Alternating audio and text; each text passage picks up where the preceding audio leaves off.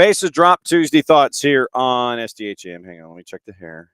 The one vanity thing that we always go through every morning, and if things are out of control, then you try and smash them under the headset.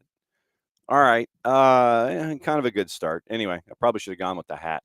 John, here, you there. Thanks for dropping by, as you always do. Here's the rundown for the morning, and it's pretty stacked. We've got to go through World Cup qualifying because today's a big day. CONCACAF Thunderdome is tonight. Paramount Plus, and it's so big that Paramount Plus is actually doing a Golasso show about it. So 6 games going on simultaneously. We'll go through all the juice boxes, go through the scenarios, walk through it, and it's going to be nuts tonight. So if you have nothing going on your planet, or if you just want something on in the room while you've got other things going on, dial up CONCACAF Thunderdome tonight. We'll find out who's in, who might be playoffing, all the things. That's tonight. We'll go over that as we go this morning. Coming up in about 10 minutes, KCD, where you be? We'll find out where Kacey White is. We'll go through the brackets in the NCAA tournament. We'll also talk about the NWSL now that we're down to the final 2. We're going to spend a lot of time with the NWSL this week. We're going to spend a lot of time with the NWSL today. We're going to try and track down Jessica Charman. She just got the sign. So we're going to try and track down Jess because she is heading west to be a part of the broadcast team on Sirius XM. We'll get her thoughts on it as we get later on in the week. And we'll see if she is feeling better about flying, period, because we know how she is about flying. So Kacey White's going to join us. We're going to talk NWSL in college. That's going to be 9:15. 10 o'clock, we're going to find out what's going on in Grand Rapids, Michigan, because AC Grand Rapids, the new MLS NEXT PRO franchise in 2027, they have a club president. And for those of you that may know your ACC-ness, Darrius Barnes, former New England Revolution player, front office at Crown Legacy in Charlotte, kid from the Research Triangle, went to Duke. 10 o'clock, he's going to join us because he's leaving North Carolina for a gig, and the gig is club president at AC Grand Rapids. We'll find out the why, how he's doing, the adjustments, the challenges, because they're coming on in MLS NEXT PRO in 2027. So they've got a bit of a runway. And when you mention Grand Rapids, it's Van Andel, DeVos, and Grand Rapids. It's like the 3 things about Grand Rapids. So we'll find out about the why, find out about the challenges, how he's hit the ground running, all the things for a guy that played for the Revs and played at Duke. And he's heading north, or he's headed north. We'll find out if he's in his office or if he's getting coffee or chilling or what. But Darrius Barnes is going to join us at 10 o'clock. The new club president for AC Grand Rapids as they get ready for MLS NEXT PRO in 27. 10:45 to put a bow on the show this morning. It's going to be Jenn Hildreth. Jen's going to join us to talk about NWSL to ATL, considering that she's based here at SDH HQ. And we'll find out what it's like for her to see that come back full circle for 28 NWSL season with Jenn. Find out what she thinks about Vlatko Andonovski just surrendering the head coaching duties for one of the most successful franchises in NWSL and one of the great roster builds. He's going upstairs, coaching vacancy in Kansas City, and I'm sure we'll catch up with KCD and find out what she thinks about that too. But Jenn Hildreth's going to join us. We'll talk college. We'll talk NWSL. We'll talk NWSL to ATL. Anything else on her mind as she joins us at 10:45, and she'll close out the show this morning. Once again, remember tomorrow, it is going to be Tyler at 9:15. We'll see if we can track down Dylan Butler, the busiest man in the Northeast, at 10. Jason Stevens, we caught up with him, and we found out about MCOs when they don't work, specifically Black Knight and what happened as Bill Foley sold his 25% in Hibbs back to them. Fenway Sports Group can't quite figure out what sport they want to do unless they just want to be like in one of everything. It's like, I like something here, I like something here, I like something here, I like something here. So we'll discuss Black Knight, Fenway Sports, when MCOs really don't work. That's this week's topic, and we'll catch up with Jason. Power Hours on Thursday, Nino and Nico, getting you ready for the weekend, obviously, in Major League Soccer with all of the action there. We're going to catch up with some of our friends and see if we can track them down and find out what they're thinking as they get into their playoff activity as well. Catch up with our friends at Major League Soccer also as well, and find out who wants to join us at 10 o'clock on Friday morning and catch up with our friends from Beyond Goals Mentoring. So that's the week. Like I said, we're going to spend a lot of time heading toward the NWSL championship. We've also got the USL championship to talk about with Tulsa And with Pittsburgh, we've sent out some feelers there. Hopefully that we can get joined in that run from either the FC Tulsa side or from the Pittsburgh side, or hopefully both. We can find out what's going on there as they get ready for the USL Championship, and we'll talk about that. And Effort Kaler Hodges as well. If not this week, and next week, because we've got to go through the USL Championship Senior Yearbook and find out what he thinks about the season in general, as we're leaning toward a champion. And next week we will have a champion. So we'll catch up with Kaler when we can and find out what's on his mind as we get ready for the end of the USL season. And then the decisions that are going to be made there with coaches and with teams and with folks that are wandering in the door. And we'll find out what's on everybody's mind. So there's a lot to get into this week here in general. And it's going to be very, very interesting with everything that we've got going on. Because just because one season isn't going doesn't mean that there aren't others. And there's always stuff to talk about. We're always chasing after stuff attached to the cup that the world is chasing after. Something that we are going to be starting next week. We're going to try and catch up with as many of the host cities as possible and kind of do it on a recurring basis, find out about progress, what it's like for them to be building, what the infrastructure is looking like, what progress is looking like, what's the capital investment looking like, all those things. So when we have this tournament coming up in June and July, we can know about each market. And so Monday, we're catching up with Toronto as a host city, and we'll find out what's going on there, what their progress report is, and that'll be a part of Tuesday next week. But we've reached out to some cities, and we're trying to figure out, they're looking for questions ahead of time, and they're like, okay, well, you want to ask about this, and this? And I'm like, yes, I do. And I'm going to ask about this too. And then who knows where the conversation is going to go. But Toronto's going to be first in the barn. We're going to catch up with them Monday, 6 days from now. And that'll be on a week from today. So it'll be part of the larger picture as we get ready for the world competition where everybody's chasing after clubs. And someone has decided for the first time in God knows how long to try and ring the home phone. I guess that's opening kickoff, brought to us by our friends at Kickoff Coffee and kickoffcoffeeco.com, because you've got to have a QR code and things like that to get things moving. Here's your QR code for our friends at Kickoff Coffee and kickoffcoffeeco.com. You start your day there and you buy out the store. We want you to buy out the entire store at Kickoff Coffee and kickoffcoffeeco.com. But you can do it for 15% off because you wander into the store at Kickoff Coffee. Use the code SoccerDownHere15. You get 15% off your purchase. They in turn take 10%, reinvest it into youth games, youth initiatives, brought to us by our friends at Kickoff Coffee and kickoffcoffeeco.com. Okay. How many of you, as a rule, still have a home phone? Like plug into the wall, phone rings, everything happens. I mean, and it's not just this. It's not just this. It's not just that phone that you carry with you every single day of the week. How many of you have these, for those of you that are watching on the video side of things? And how many of you have actual home phones that ring? Like home phones, like wall socket, the whole deal. How many? Show of hands.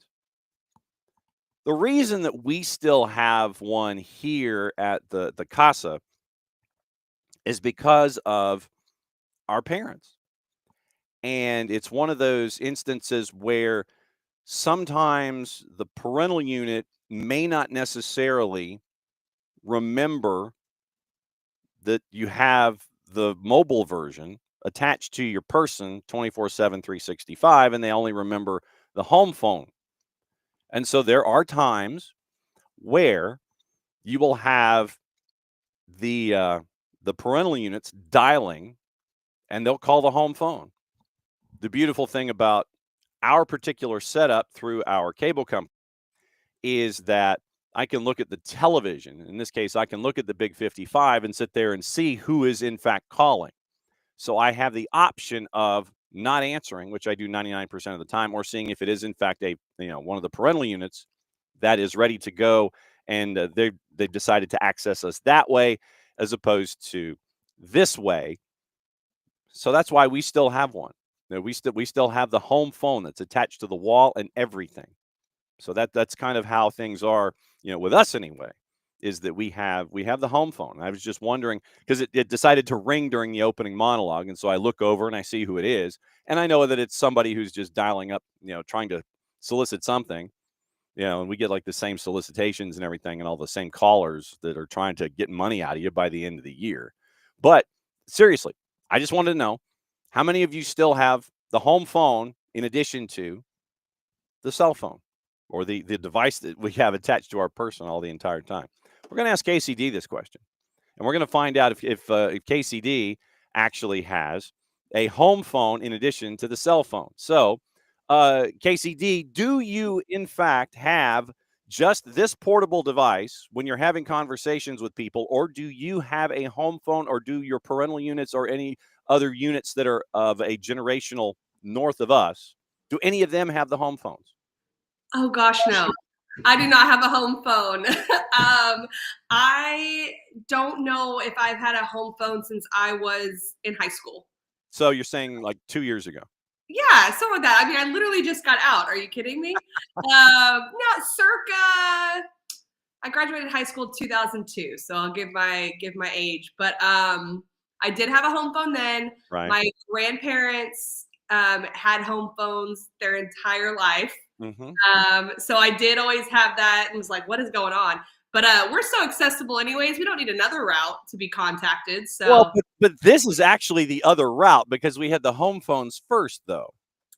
you're right. You're right. Because it's more mobile. I think we should go back to home phone only days. Honestly, like it's amazing how much this thing dictates our life. I've got it sitting right here, so I'm with you on that. I get it. I'd like to throw it out the window sometimes. Look, I'm right there with you. But yeah, no, the reason I brought it up was because before you came in this morning, literally, we still have, because of parental units that are just locked into the idea of calling a home phone instead of remembering what your cell phone actually is. And so that's why we still have it here, because parental units will call and we can sit there and look at it and go, yeah, okay, it's them that's calling, and we can pick up instead of somebody who wants to donate, $30 a month for a cause that you have no care about. And they're going to sit there. Well, before you go, one of those kind of things. Yeah. I remember my grandmother would text me. She got a cell phone eventually, and she would just sign her name at the bottom of every text. Like even in conversation, she would like put her name and what we called her. And it was the cutest thing. She couldn't quite adapt to it, but she was texting, but then would put her name just in case. I didn't know it came from her phone. So it was great. There's someone else who's impersonating someone who's just learning how to text on a phone and getting a cell phone. Not like you didn't figure out who it was in the first place, right? Yeah. Yeah. No stone unturned. Good job. NWSL, and the real reason that we brought you in this morning, you and Jenn Hildreth are going to be discussing NWSL this morning as part and parcel to everything. You early, and Jenn will be the caboose to all of this. We're down to the final, and if I had told you that this was going to be the final, what would you have told me going into the playoffs? Would not have been surprised. I think, I don't know how long ago it was that we talked, but I always thought we were talking about Washington versus Kansas City. Mm-hmm. And I just always felt like the target was on Kansas City, but Washington was so incredibly dynamic and dangerous that I really felt they had a path to the final. Regardless, they weren't going to see Kansas City, and then so I just really felt like they had the way to go. We talked about it last week with Gotham. I think they just play with a chip on their shoulder, but I'll be honest with you, this matchup versus Orlando absolutely took it to them for the majority of the game. They dominated possession, but they had to defend for long periods of time, Gotham, and they just picked a moment, and Jaden Shaw stepped up and was able to convert. But I've never felt like Gotham was an 8 seed. They are a team that, 1 to 8, but them falling to the 8 seed just showed and demonstrated the parity of the league, because I never felt that they were an 8 seed. So anyone in their path, it was going to be tough. But Orlando gave them everything they had, but they figured it out. How difficult is it as a player / coach to be locked in north of 90 minutes? Because, normally 45 minutes, okay, yeah, you're locked in there. You get your regroup at halftime. You get to say as a coach what you want to adjust and everything. Then 45 to 90, what's happening second half. You might be looking at the clock a little bit. It's like, okay, can this thing move any faster? This clock isn't moving fast enough. Can it really move faster? Can we get this over with and get on to the next stage? How difficult is it to maintain focus as a coach and an athlete from 90 to 90 plus whatever until that final whistle goes? It can be hard. I think it depends on the output of the game. And Gotham had been defending for long periods of time. Orlando had been attacking for long periods of time. And so there's an unconscious thing that can happen where you feel like more of the same is just going to occur. And so it can be a little bit mind numbing and hard in those moments. But I think a lot of the best players really ramp it up towards the end of games. They realize that these are the moments that other teams are susceptible, and there might be a little bit of a lack of focus or just physical fatigue where there's a foul here, a foul there, things that give another team an advantage. So at the level that these players are at, I think it's very minimal differences because they've been there, they've done that. So they don't really just sit there and go, oh, I'm not going to focus right now. But when fatigue sets in, I think it can affect things. So when I mentioned this matchup, obviously the atypical 8 being Gotham and the 2 being Washington, in the playoffs in general to this point, who has been your up to this point of the playoff MVP? Oh, that's a really good question. I think Jaden Shaw and the impact that she's had for Gotham, you have to state her in the conversation because of her ability to get goals and to get assists and being new to the roster. It hasn't been that long that she's been on the roster for Gotham. We all forget about her age. I think maybe it might have been Jen, it might have been Leanne that said it in the broadcast that we kind of forget how young Jaden Shaw is. So not only what she's been able to do and how she's played, but the impact that she's had on this run, I think she really stands out. And then you look at Kwasi, you look at Gift Monday, the combination of those 2 players. Croy Bethune has stepped up very big. I'm sure there's some defensive ones, but I'm going to go with the attacking ones for the start. As you should. I mean, that's just kind of how we are. We're offense first team. It's an offense first team. Exactly. You mentioned being the new person. How difficult is it being the new kid at school and having to hop in immediately to try to sit there and fit in and then figure out who your personality is and what it can be in a new location? How difficult is it to be the new kid at school? It's hard for every person to go to a new place, but I think that it takes a special personality to be able to adapt quickly. Some people take longer than others just because of their natural instincts, their personality, what makes them feel comfortable, all those types of things. But sometimes, and I had this happen in my career, when you get traded, you feel like it's a breath of fresh air. So you're bopping around like it's, the first day of school and you're excited. And so it can help the adaptation a little bit easier, and you're able to slide in there a little bit easier and have impact right away. You mentioned age and how Jaden Shaw isn't. There's a player in Orlando, and like I said, I'd love for Marta to write a book or come up with some kind of video tutorial about how to continue to be a top athlete in her sport at the age that she is. And I mean, she's 29, repeating. And for her to continue to be at that level, it's insane to me what she's able to continue to produce, even though this time around Orlando falls just short. Is Marta still underappreciated for what she's able to do at that stage of her life and career? I don't know if she's underappreciated necessarily, but I do think that people forget the age she's at and how long she's been doing it for. When I played against her in Sweden, I was 22 years old. She would have been 20, and she was playing for Umeå, who's the best team in the Swedish Damallsvenskan. And she, in a lot of ways, impacts the exact same way she did at 20 years old. Her game has changed. I think she would probably say her game has evolved in a lot of ways, and maybe physically she has to do some different things. But I think you're right, honestly, is what she does off the field. Like, what is the cheat code of what she does to make sure that she recovers well? She had the ACL injury. She's come back strong from that. I think it's more of those pieces, the nutrition, how she recovers, what she does, and then the decisions she makes on the field. But I would argue her impact is no different as far as the level of it that she has for any roster that she's on. She's going to turn 40 in late February, mid-February, February 19th. So next February, she turns 40. How many more years, and this is probably a dangerous question to ask, and I think I know what the answer is going to be and what it should be. How many more years do you think she can compete? I think she goes through the next World Cup. Okay. And I think that's just because it's right there in her mind. She's already knowing she's going to play in the NWSL. So I would think at least 2 more years. I don't know. I think she could go as long as Marta can physically go, to be honest with you. If she still loves the game, if she's still competitive, which obviously she is, we see that, all that passion every time that she plays. But I think that's what it comes down to at the end of the career is, do you still love it? Can you still have impact? And can you still be competitive? And so if she can do all of those things, who knows? Who knows?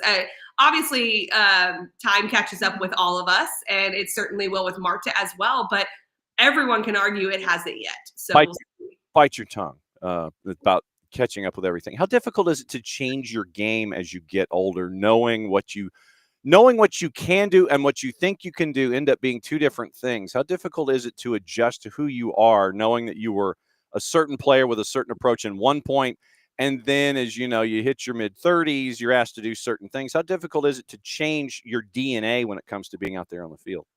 It can be incredibly hard to reconcile what your body used to be able to do to what it can do now, speaking as a former athlete, and also to do that on the field as well. But I'm going to argue this. There's so many times I say, gosh, if I could play now with what I know about the game, what I understand about the game, with what I see about the game, the older I get, the more I understand it. Man, I feel like I could go back and be such a better player. Marta's doing that in real time. She's doing that under pressure. So I actually think, too, she understands the game at a higher level than she ever has. She's reconciled in her mind just by watching her performance what she can do. And she's figuring that out and how to put it on the field. So I think she has figured out how to do that and has done it quite seamlessly. Yep, and it's scary what she's able to still do at the age of 39/40. It's just amazing to see what she is accomplishing, and I know that she wants to wrap up as much as possible, as many titles as possible between the time now and when she retires at the age of 74. Where's your mug, by the way? Oh, don't worry, it's here. Just checking. Got Ramesses. Yeah. There we go. I'm in full alum mode for a couple of weeks. It's going to be great until the College Cup. So. Yeah, I see how this works. Where do you want to start when it comes to the college ranks? You want to start with the women's tournament? Yes, let's do the women's tournament first. All right, so let's go bracket. Let's go quadrant by quadrant, and I'll kind of blow through. I'll go through what we've got here, and basically, it's almost like cliffhanger on The Price is Right. Just go stop, and we'll start. I love that. All right, so Notre Dame shuts out UIC as the #1 upper left. No real shock there. Then it's looking like 2 days' time. So on Thursday at 6, it's Notre Dame and Ohio State. Ohio State shut out the 8th seed Georgia 2-0. I don't know how much of a surprise that is for, Ohio State out of the B1G knocking off Georgia. Baylor advances. Wisconsin advances. You've got chalk there. Florida State takes care of Samford. And it's SAM, not STAN. So Florida State advances. They get the wild card. Lipscomb knocks off Mississippi State in the 6th as 1-0 there. West Virginia advances to take on. I'm going cliffhanger. I love The Price is Right. So I'm so glad you gave me that opportunity. Since we're talking about my grandparents, that reminds me of them too growing up. But Lipscomb, I got to catch the last about 30, 35 minutes of that game versus Mississippi State. Okay. And they at times were literally in a 6-back system and were player for player marking and goal, all 11. They had earned that first goal and they sat back, and Mississippi State had a really hard time with speed of play and moving the ball, shift them or taking on a 1v1. And so I'm only bringing that up, not because Mississippi State did a horrible job with it. It's because that is so incredibly hard to play against. So a team like Florida State, who's going to face them, has to be very careful early. I think if Florida State's sharp, this is a game they're going to win. But if they give up a set piece early, a goal, you just allow a team like Lipscomb to sit in. You can't allow that because they showed that they could sit in and make it very uncomfortable. Yeah, you had to remind me of that with the alma mater, didn't you? I know. I don't think it's going to be a problem for Florida State, but I honestly didn't think it was going to be a problem for Mississippi State either. So it's just that first 10 minutes I think Brian Pinsky will focus on to make sure Lipscomb doesn't get any reason to go back into that defensive shape even any more than they already have. and you keep an underdog in a game, they're going to sit there and grow into it and become more confident and more confident and more confident. And then the heavy favorite's going to sit there and go, uh-oh, you're going to have that uh-oh moment that you've got to navigate to in a match like this. Right. Absolutely. All right. So West Virginia, Georgetown, that's upper left. That's the 2-7. That's no surprise. Okay. Low left. TCU shuts out Grambling. Memphis, the 7 seed, takes care of Illinois. Texas Tech over Texas San Antonio. The only place apparently that there is no offense in Texas Tech by comparison is on the soccer field, because take the over in college football every single week. And then some team called North Carolina took care of business, knocking off the number 3 team in Tennessee 3-1. So North Carolina advances 5 o'clock Eastern time Thursday. Texas Tech the 6, North Carolina. I'm going to stop it here. What's going on? Well, our conversation last week aged well because they were able to get the win. I really felt that the Tar Heels, if I take off my alum hat and I put on my analyst hat, it is just very hard to win multiple games against top teams unless you are a top four contender, top 5 contender in the country. So I felt this was going to happen, but Tennessee gave them a fight. They came back. North Carolina figured it out. But that matchup with Texas Tech is going to be very difficult. If North Carolina gets through that, I'm quite nervous about the next matchup. But they'll worry about Texas Tech first and then worry about either facing Memphis or TCU. But it is now a bit of a gauntlet. So I think they have a good chance against Texas Tech. So we'll see. LSU knocks off Houston Christian as the 4. Iowa Chalk knocks off the Jackrabbits of South Dakota State 1-0. So it's the 4 and the 5. And then Del Schaefer, who is based in Charleston, has been waving frantically and pointing at the low left part of the bracket because Clemson, the 8, knocks off Liberty, and Vandy shuts out Tennessee Tech. So Clemson and Vanderbilt, Vandy the 1 seed, 8 o'clock on Thursday night Eastern time. I was noticing that Del Schaefer was commenting multiple times in a row, so I'm glad we got into this. I'm going to say this. All 9 teams of the ACC advanced through the first round, the only conference to do that. The SEC only had 4 of their teams advance through. So this just speaks, Dell's laughing now. It speaks to what the ACC does and what it prepares you for. So that being said, I'm an ACC gal. I would love nothing more than to see Clemson be able to pull off this upset. Vanderbilt, though, did go through a hard SEC tournament. They're playing extremely well. But when you go to the first round and you see that only 4 advanced out of the first round of the NCAAs, was it that hard of a gauntlet? I don't know. It was, yes, but maybe not as hard as we would have originally thought. So I think there's an opening here. All right. Right-hand side of the bracket, we'll start upper right. The interlopers in the ACC and Stanford are the 1, and they get Alabama, who win over Northwestern in PKs in a 1-8. So Chalk comes through there late night on Friday, if my math is right. Yeah, Friday night. Friday night, Stanford and Alabama. Then you've got BYU, who advances in PKs over the Aggies of Utah State, UCLA over Pepperdine. So the 4-5 and the 1-8, you get Chalk there. Then you end up with Colorado as the 3, more Chalk. Xavier knocks off Dayton, so the 3 and the 6. And then Wake, a 2-1 winner over South Carolina. Michigan State, a 4-1 winner over Milwaukee. So Chalk upper right, where everybody works their way through in the seeds. Wake the 7 and Michigan State is the 2 seed. That's dinner time on Thursday.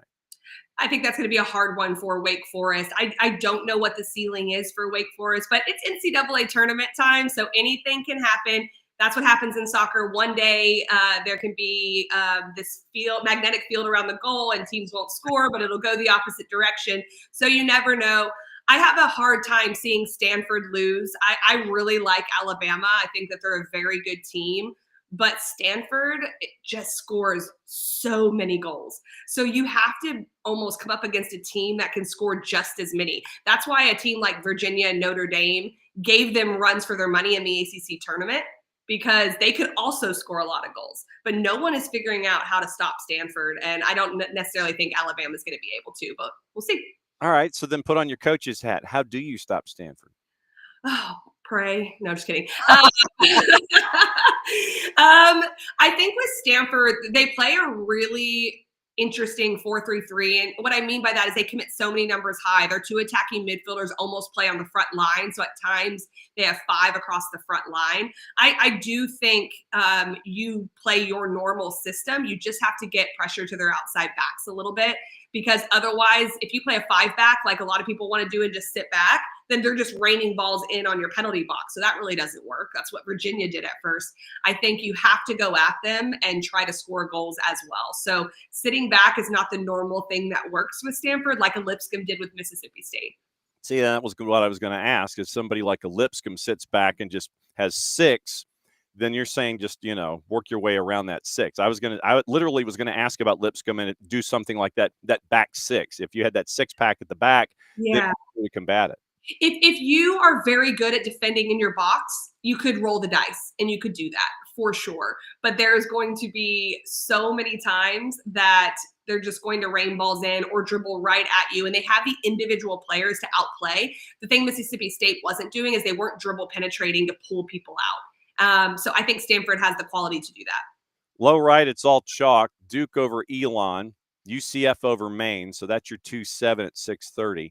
Louisville and Kentucky. Yeah, we didn't plan that one for the opening round. PKs, Louisville takes the Duke there. They win in PKs. It was 1-1 after regulation. Kansas over Cal Baptist. So that's your 3-6. Louisville and Kansas at 4 o'clock Thursday afternoon. Washington shuts out the Grizz. They're going to take on Arkansas in a 4-5. Arkansas beat the mean green of Dartmouth. I don't know how green can be mean, but okay. And then Penn State knocked off Army to have the 8 advance. Virginia knocks off High Point 5-0, put 5 on the board there. So it's all chalk low right as well. Kansas Louisville, I think, is an interesting game. It's almost, for me, a battle of conferences a little bit. Kansas has been really good in conference. They're a higher seed. Louisville has had to go through the ACC, made the ACC tournament, which we know is incredibly hard to do, especially since the 9 ACC teams are still in the NCAA. So I think that matchup is going to tell us a lot about the conferences. And I'm always interested to see that, because I have an innate bias to the ACC, of course, having played in this. I mean, if you didn't notice, I try to, I'm letting my biases fly the last 2 weeks because I can. I normally have to be very careful with that. But I do think the ACC will win out. I think Louisville will win that game, but I still will be interested to see if Kansas is that good. On the other side, I think Penn State, Virginia as well. I have a lot of respect for Penn State. I love Virginia. Steve Swanson does a great job with that team. They've went toe-to-toe with Stanford after a tough first half in the ACC semifinals, but Penn State is always well organized. They play a great style. They've been tested this year, so that could be a tough one for Virginia. All right, so then give me a couple of teams, if we get to a couple, that could be those upset specials while you're sitting there and you're kicked back and Owen is demanding TREATs and scritches. While you're watching all of this action, you have the multi-screen experience going on. You've got every computer, you've got everything all fired up. We know who the favorites are going to be, obviously, when it comes to rankings and things. Right. Who's got the tough matchups? Who could step on a rake here in the second round? Well, I honestly believe that the Memphis TCU game, TCU needs to be careful with Memphis. I've always said I really like Memphis as a non-Power 4 conference. It's the style they play. It's the grit that they play with. And they did fall in their own tournament. It went to penalty kicks. So they're not unscathed. And I love TCU. I think Eric Bell's done a phenomenal job there, and they've had a great season. But anyone playing Memphis, I always am like, watch out. They're a little scary. Their bench is screaming constantly, let's go. And it's just fiery. And so if you let them stay in games or they get that first goal, they're incredibly hard to play against. Super athletic, going forward, pressing high. That could be one that would be an upset for sure that I think they need to watch out for. Other than that, I don't see a lot of upsets. I will say I think North Carolina can beat Texas Tech. I think it's that next round that could be a trip for North Carolina against a Memphis or a TCU. So those would be my 2. All the rest, I think, are either very tight, like a 4-5, whatever the case may be, or the top seed, to me, would be the clear winner. Yep, and just kind of going through the men's bracket here, it finally has popped out after we finally had all of our Division I conference championships. SoCon had a golden goal, and Furman knocks off NC Greensboro, and it's not a full It's not a full bracket where you have everybody playing everybody out of the blocks. You have first round buys and you have all this kind of stuff. Clemson is playing, the Clemson men are playing Western Michigan, and the winner of that one gets the 16 seed Furman on the weekend. Furman comes in as a 16 seed winning the SoCon. And it's all geographically based. So Indiana's your overall 6. Princeton's an overall 3. Good for the Ivy League to get that high. SMU's a 5. Stanford's a 12. Maryland's a 4. North Carolina, North Florida on the men's side, 6 o'clock. You're going to have a busy Thursday with all of your devices up. I am. North Carolina, North Florida on the men's side, 6 o'clock Thursday night. Winner of that one gets the 4 seed Maryland in the overall. NC Greensboro, who made it to the championship game in the SoCon and is a certifiable pain in the you-know-what, gets Elon on 5 o'clock Eastern Thursday. Winner of that one gets number 2 Virginia. NC State, your 15. So, I mean, you have teams, once again, out of the ACC that are making seeded runs, but you got a Furman who's a 16, and they're a pain. And then you've got a High Point that's a 10 and Princeton that's a 3. You got some atypical Go 5 conferences that are in those seeded spots that get to watch for a little bit.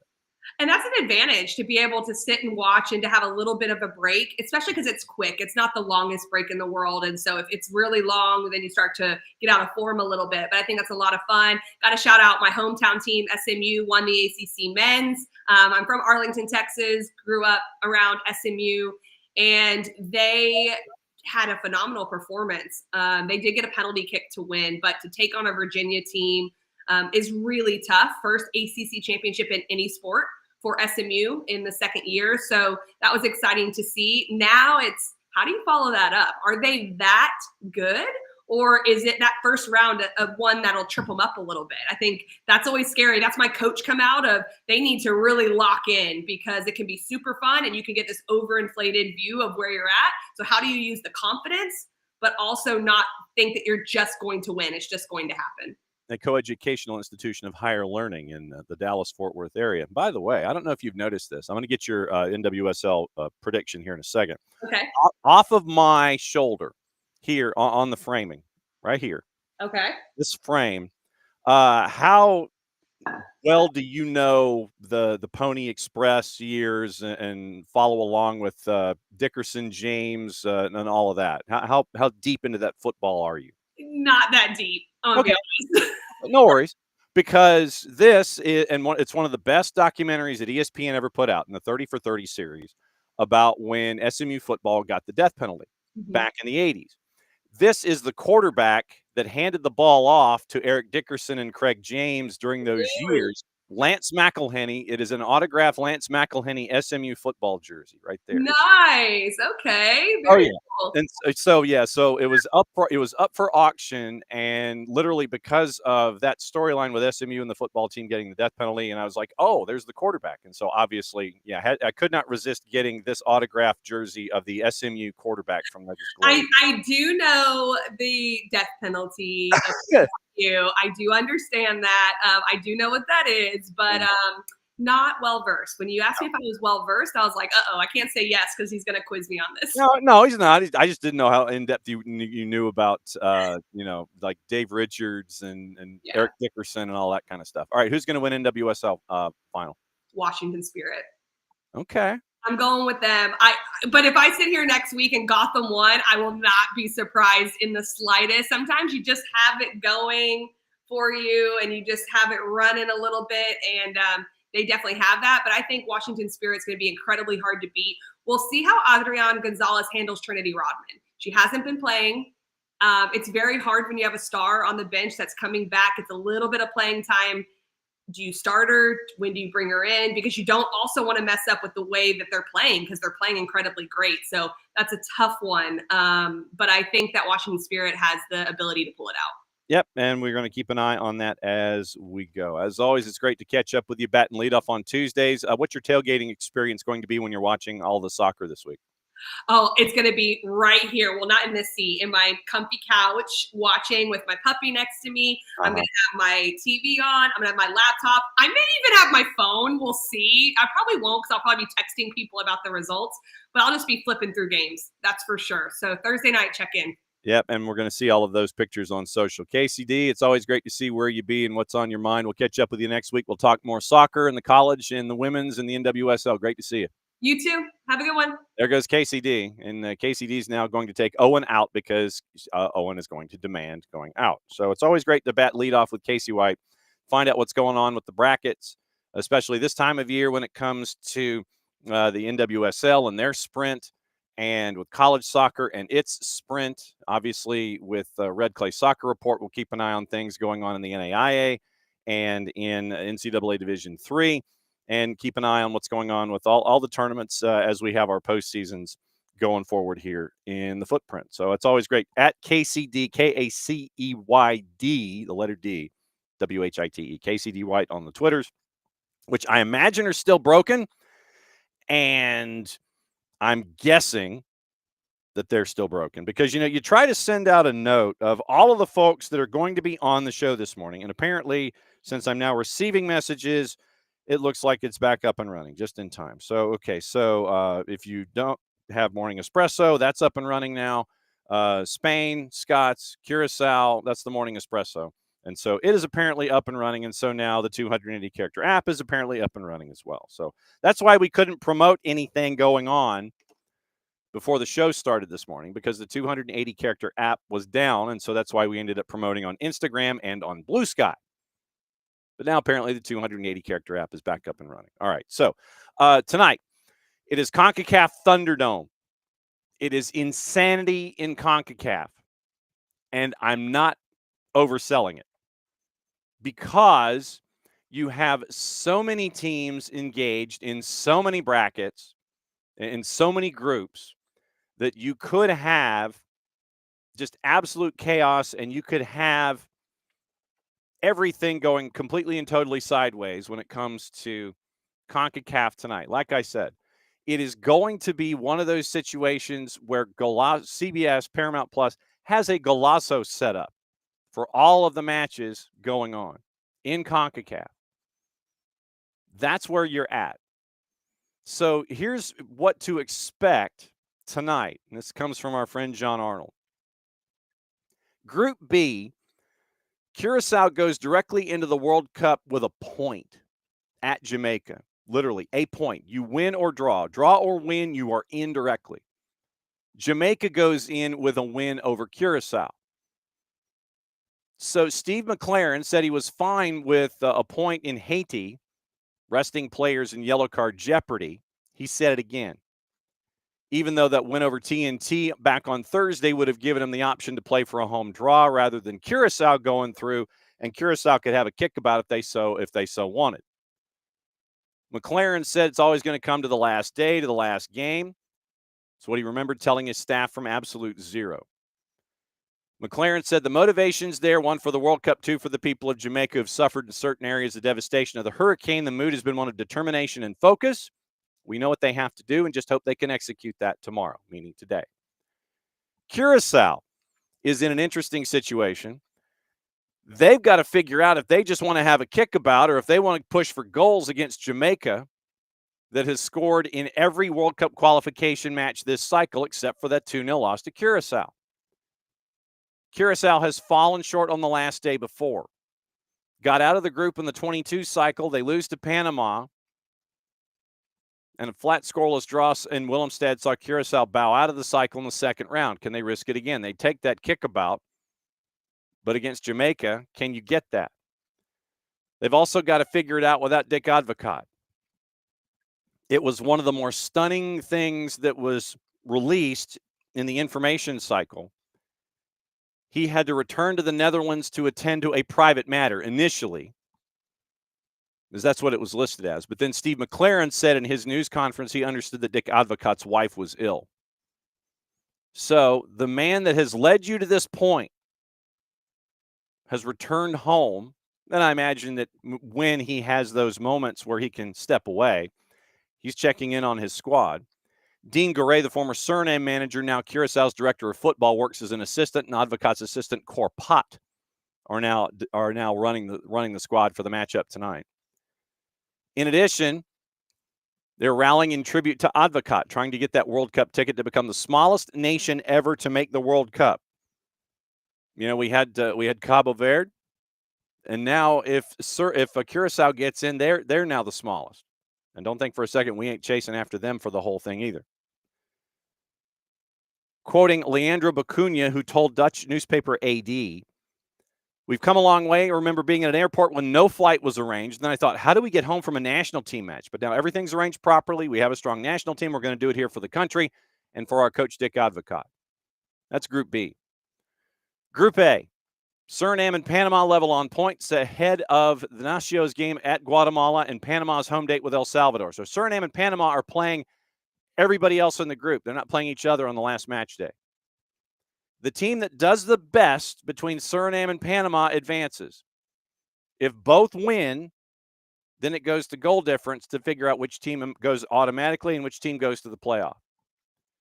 Two teams alive, but once again, they're facing other folks. Could Guatemala rest key players against Suriname to help give rival Panama the boost? Right now, Suriname, Panama, both at 9 points, 2 wins, 3 draws in 5 matches. Goal difference right now is to Suriname by 3, +5 to +2. Guatemala's at 5 points, 1-2-2. El Salvador is 1-0-4 and 3 points. Los Chapines, according to John Arnold, likely to make a few modifications. Reality is the current squad's made up of players who've almost all participated either in the Gold Cup run or in the current cycle. Most likely rumor, according to John Arnold, is that Guatemala manager Luis Fernando Tena will risk Nicholas Hagen and start Municipal goalkeeper Kenderson Navarro in his home stadium. Navarro won the penalty shootout to put Guatemala into the semis of the Gold Cup in the summer. Panama vet Alberto Quintero said over the weekend, "I believe in the professionalism of the Guatemalan players. They're with their fans in their country playing a match in which, despite being eliminated, they've got to end well. It'd be a shame if they gift a game," wink, wink. I don't think so, and I don't see it like that. I think they'll go out and play their game after whatever happens. We'll see. Panama manager Thomas Christensen sees some danger in his team thinking that they're playing a distant game with Suriname rather than facing El Salvador, who's going to be right there at the Estadio Rommel Fernandez. Christian said of La Selecta, "It's a great team that comes in here hurt, but with a lot of pride. Tomorrow they're going to defend that pride with a good game. That's the most dangerous part of the game. They can't match or better Suriname's result. Won't matter. Panama's effort needs to be at the max, as does Suriname's. A win guarantees at least a place in the playoff. Both teams in Group A will look to get 3 points, get as many goals as possible, and they'll figure out the rest." Group C. C is for chaos.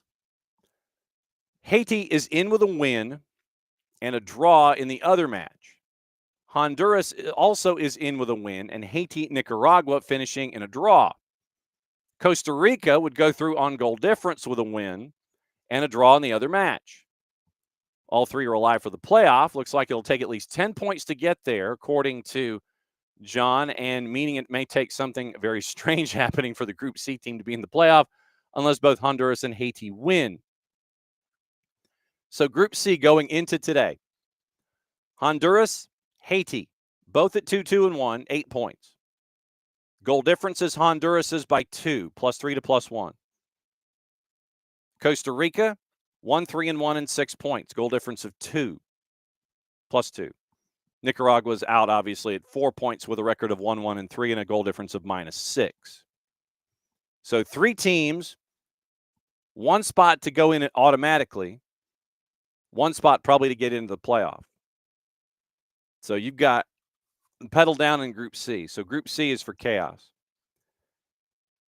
Group C says that you can definitely have, it means you can have a lot of fun. Costa Rica was the favorite heading in.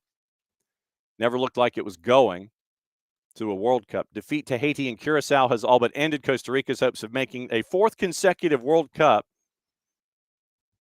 But they will have that one final run. Keylor Navas and net, etc. Honduras has been in control from the beginning, but they lost to Nicaragua 2-0. And that kind of put everything back in the blender a little bit. A little bit, he says. Despite that work, the loss in Managua has them heading to Costa Rica needing a win, knowing that a point won't likely be enough either to top the group or get to the playoff. Kervin Arriaga has been taking criticism for comments he made before leaving for international duty, saying he hoped to make it back to Levante in time to participate in Friday's crosstown rivalry, a matchup against Valencia. Said at a news conference in Spain, I'm going to try to speak with the manager to see if he gives me the day off to be able to get here. If not, I respect the decisions of the manager the national team makes. We're a step away from being able to qualify. That didn't work. Now, plenty of fans are wondering if the team didn't understand the challenge that they'd be chasing after in Managua. So your juice boxes heading into this matchup tonight.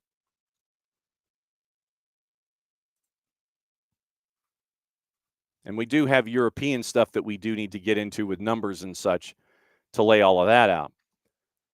11 o'clock, though, is when everything starts. Iraq and the UAE, the second match in the reverse fixture. Iraq is a favorite at a plus 148, draws a plus 168, and UAE to wins a plus 238. All of the activity in Europe kicks off at the same time at 2:45. We'll get your juice boxes and layouts in a sec. Costa Rica favored at home against Honduras at a minus 133. Suriname favored on the road at Guatemala at a plus 102. Guatemala, by the way, to win at home a plus 265. Haiti, big favorite as a home team against Nicaragua at a minus 417. Nicaragua is basically a plus 950. Jamaica is a minus 109 hosting Curacao, who is a big dog on the road at a plus 315. Panama minus 667 against El Salvador, who's a plus 1,600. Trinidad and Tobago, a heavy favorite at home against a Bermuda side that is just flat awful. Bermuda's a plus 2070 to win. Trinidad and Tobago is a minus 1250. Iraq and UAE, that's a good question. So let's see. Uh-oh, Abby's got photos. Look out. All right, so should you get Fanatis or Fubo? Let's see where it is, first off, and doing the what to watch, where to watch it, how to watch it for today. And let's find out. So Brazil and Tunisia, Cyprus, Estonia. Where is it? Where is it? Where is it? Where is it? Where is it? So if we're looking for Iraq and UAE, wow, it's not listed as being anywhere on television. Wow. Okay. So I guess we have to find our favorite VPNs, although we neither condone nor endorse that kind of behavior. Wink, wink. Brazil, Tunisia is at 2:30 on BN. BN and Espanol simulcasting. Fox Soccer Plus says Cyprus and Estonia at noon. Austria, Bosnia, Herzegovina at 2:45. Canada, Venezuela is at 4 on FS1. Belgium and Liechtenstein is at 2:45 on FS2. USA and Uruguay, that's the other thing to talk about here in hour number 2. 7 o'clock, TNT, True, and Brazil and Tunisia simulcast on BN and Espanol. Fox Deportes, Mexico, Paraguay at 8:30. Costa Rica, Honduras is at 8. Mexico, Paraguay on 2 to NA at 8:30. Universo simulcasting USA and Uruguay. Univision simulcasting Mexico, Paraguay. USA, Uruguay simulcast on HBO Max. All 6 of the matchups on Paramount Plus in the CONCACAF Thunderdome. Colombia, Australia, Ecuador, New Zealand are on pay-per-view. Peacock has USA and Uruguay. But I cannot find, for the life of me, Iraq and UAE. It might be on FIFA Plus. I'm just thinking that it might be on FIFA Plus. That's my first thought. So I would say FIFA Plus and then work your way forward from there, Del. So that's what we're staring at. On the Tom Coughlin scale, and we appreciate this with our guests. Tom Coughlin always said, you're 5 minutes early, you're on time. You're on time, it's okay. If you're late, doors closed, doors locked, you ain't coming into the meetings and you're probably running up, downs and doing burpees and taking laps and everything. For this next guest, it's the first time that we get to introduce you to what's going on at AC Grand Rapids and what's going on in MLS NEXT PRO as their runway to 2027 has officially started. And we get to catch up with somebody who is the pride of Southeast Raleigh Magnet. We get to find out what's going on with the new, and I feel like we should have like a championship belt, the new club president for AC Grand Rapids. Time to catch up with Darrius Barnes and find out the why and find out what's going on in Grand Rapids. Mr. President, good to see you. How's it going, John? Thanks for having me. Looking forward to the conversation. I mean, the question's more for you than it is for me, sir, because you're the one with the new gig and you've left North Carolina and you've headed up to Grand Rapids and all this stuff. So How's Grand Rapids? He asked for the first question. Yeah, I mean, Grand Rapids it's a fantastic city. Me and my family haven't quite moved up there yet. I'm still back and forth right now between Charlotte and Grand Rapids, but no, the time we've spent there has been absolutely fantastic. It's an amazing city. Me and my family will have to get back used to the brutally cold weather, but I lived in Boston and New York, so that's nothing that's going to deter us away by any means. So we're looking forward to planting some roots and getting up there permanently by the beginning of the new year. And my follow-up question is why? What attracted you to this launch with this new franchise in Grand Rapids? What was it about this point of your career being in a front office was like, yeah, I think I'll go there? Yeah, I think for me, I think first and foremost, it all comes down to the people. When you're working, especially in the sports and entertainment industry, and really any industry, from that matter of fact, you want to work with good people. And for me, my litmus test is working with good people. When you're working in this industry and the highs are high, when you're working with good people, the highs are that much higher. But when there are those days and you're dealing with wins and losses, and you're going to have some low days. And when you're working with good people, those lows are a little bit higher as well. And so, after kind of going through the process and, meeting the ownership group and the leadership team there in Grand Rapids and understanding their track record, for me, it was, really a no-brainer. Their ambition to bring professional soccer and MLS NEXT PRO to Grand Rapids is very high. They're super ambitious and passionate about what they're doing. They're passionate about the Grand Rapids and greater Grand Rapids community, which is something that I can sympathize with. When you're doing this for larger causes and for the growth of the game, and for it to be really a civic asset in the community and add to the civic duty that the ownership is already inputting into that community. We just align, and from a mission and purpose and value standpoint, there was tons of alignment. And me being a passionate and purist of the game, we want to grow the game in these communities and put a city like Grand Rapids even further on the map. I think it's a very, very underrated city, and for me, it's about really showcasing the amazing things that this city has to offer, and through soccer. Have you always thought of yourself as a builder when it comes to taking jobs like this, or is this something that you're adding to your portfolio of taking and being a part of something from the ground up? Which part of this are you when it comes to franchises? Yeah, I mean, if you would have asked me this probably 5 years ago, I never would have really said that. But I feel like the projects and the clubs that are being built seem to attract me. I don't know if it's a magnet. There's some magnetic energy going on there. Obviously, I was at the beginning with Charlotte FC, started there in 2021 and helped build that club, and then helped launch their MLS NEXT PRO team, Crown Legacy FC. And so, it's kind of really become a passion, of mine. But there's really something unique about this project, right? And I really think that this club has opportunity to be really the flag bearer of MLS NEXT PRO. Just from, that we're going to have our own 8,500, 9,000 seat stadium in downtown Grand Rapids. The community support that we're receiving, the excitement in the city that we're receiving. And, this is all coming, at, one of the most pinnacle and, momentous times in our sport, with the World Cup coming here next year, which, I just heard you talking about, the qualifiers.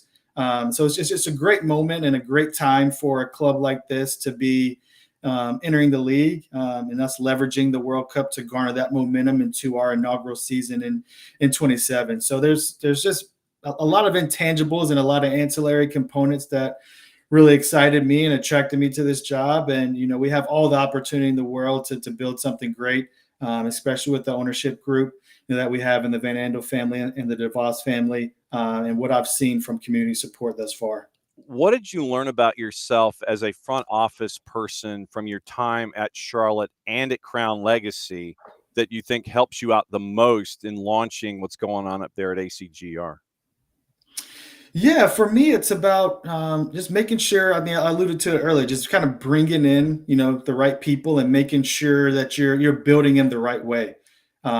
like I said, I've been fortunate and had an opportunity to be in at the ground level for a couple of these. And I've seen things that have gone, fantastic. And there's definitely some best practices to take. But also think you have to reflect and look at things that you wish you had done a little bit different. And so, I'm a big believer in experience is the best teacher.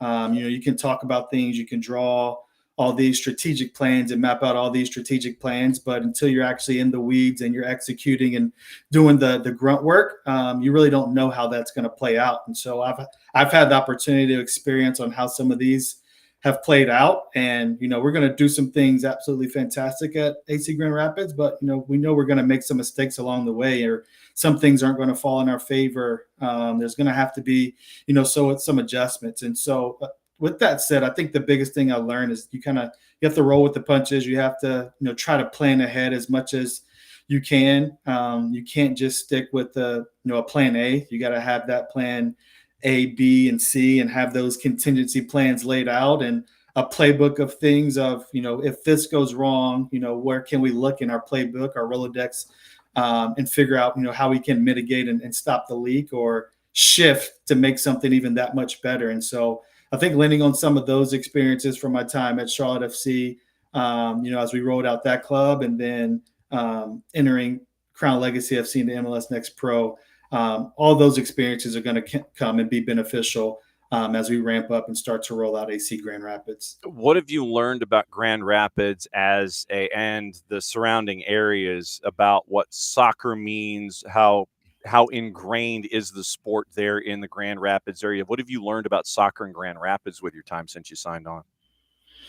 Yeah, I mean, it's a very passionate city. The youth soccer there is extremely fruitful. I was up there for the announcement event, and we did it around a USA youth soccer event there in town, and just seeing kind of the joy on the kids' faces and the parents' faces and the community, and everyone wanting to reach out and connect and see how their businesses could work with AC Grand Rapids. For me, that really spoke loudly and spoke volume, just in terms of the excitement and the opportunity that we have at AC Grand Rapids to really be a community connector. We have a unique and rare opportunity to bridge to all the different silos of soccer in the city together for one greater cause, and that's for passion of the game and to grow the game.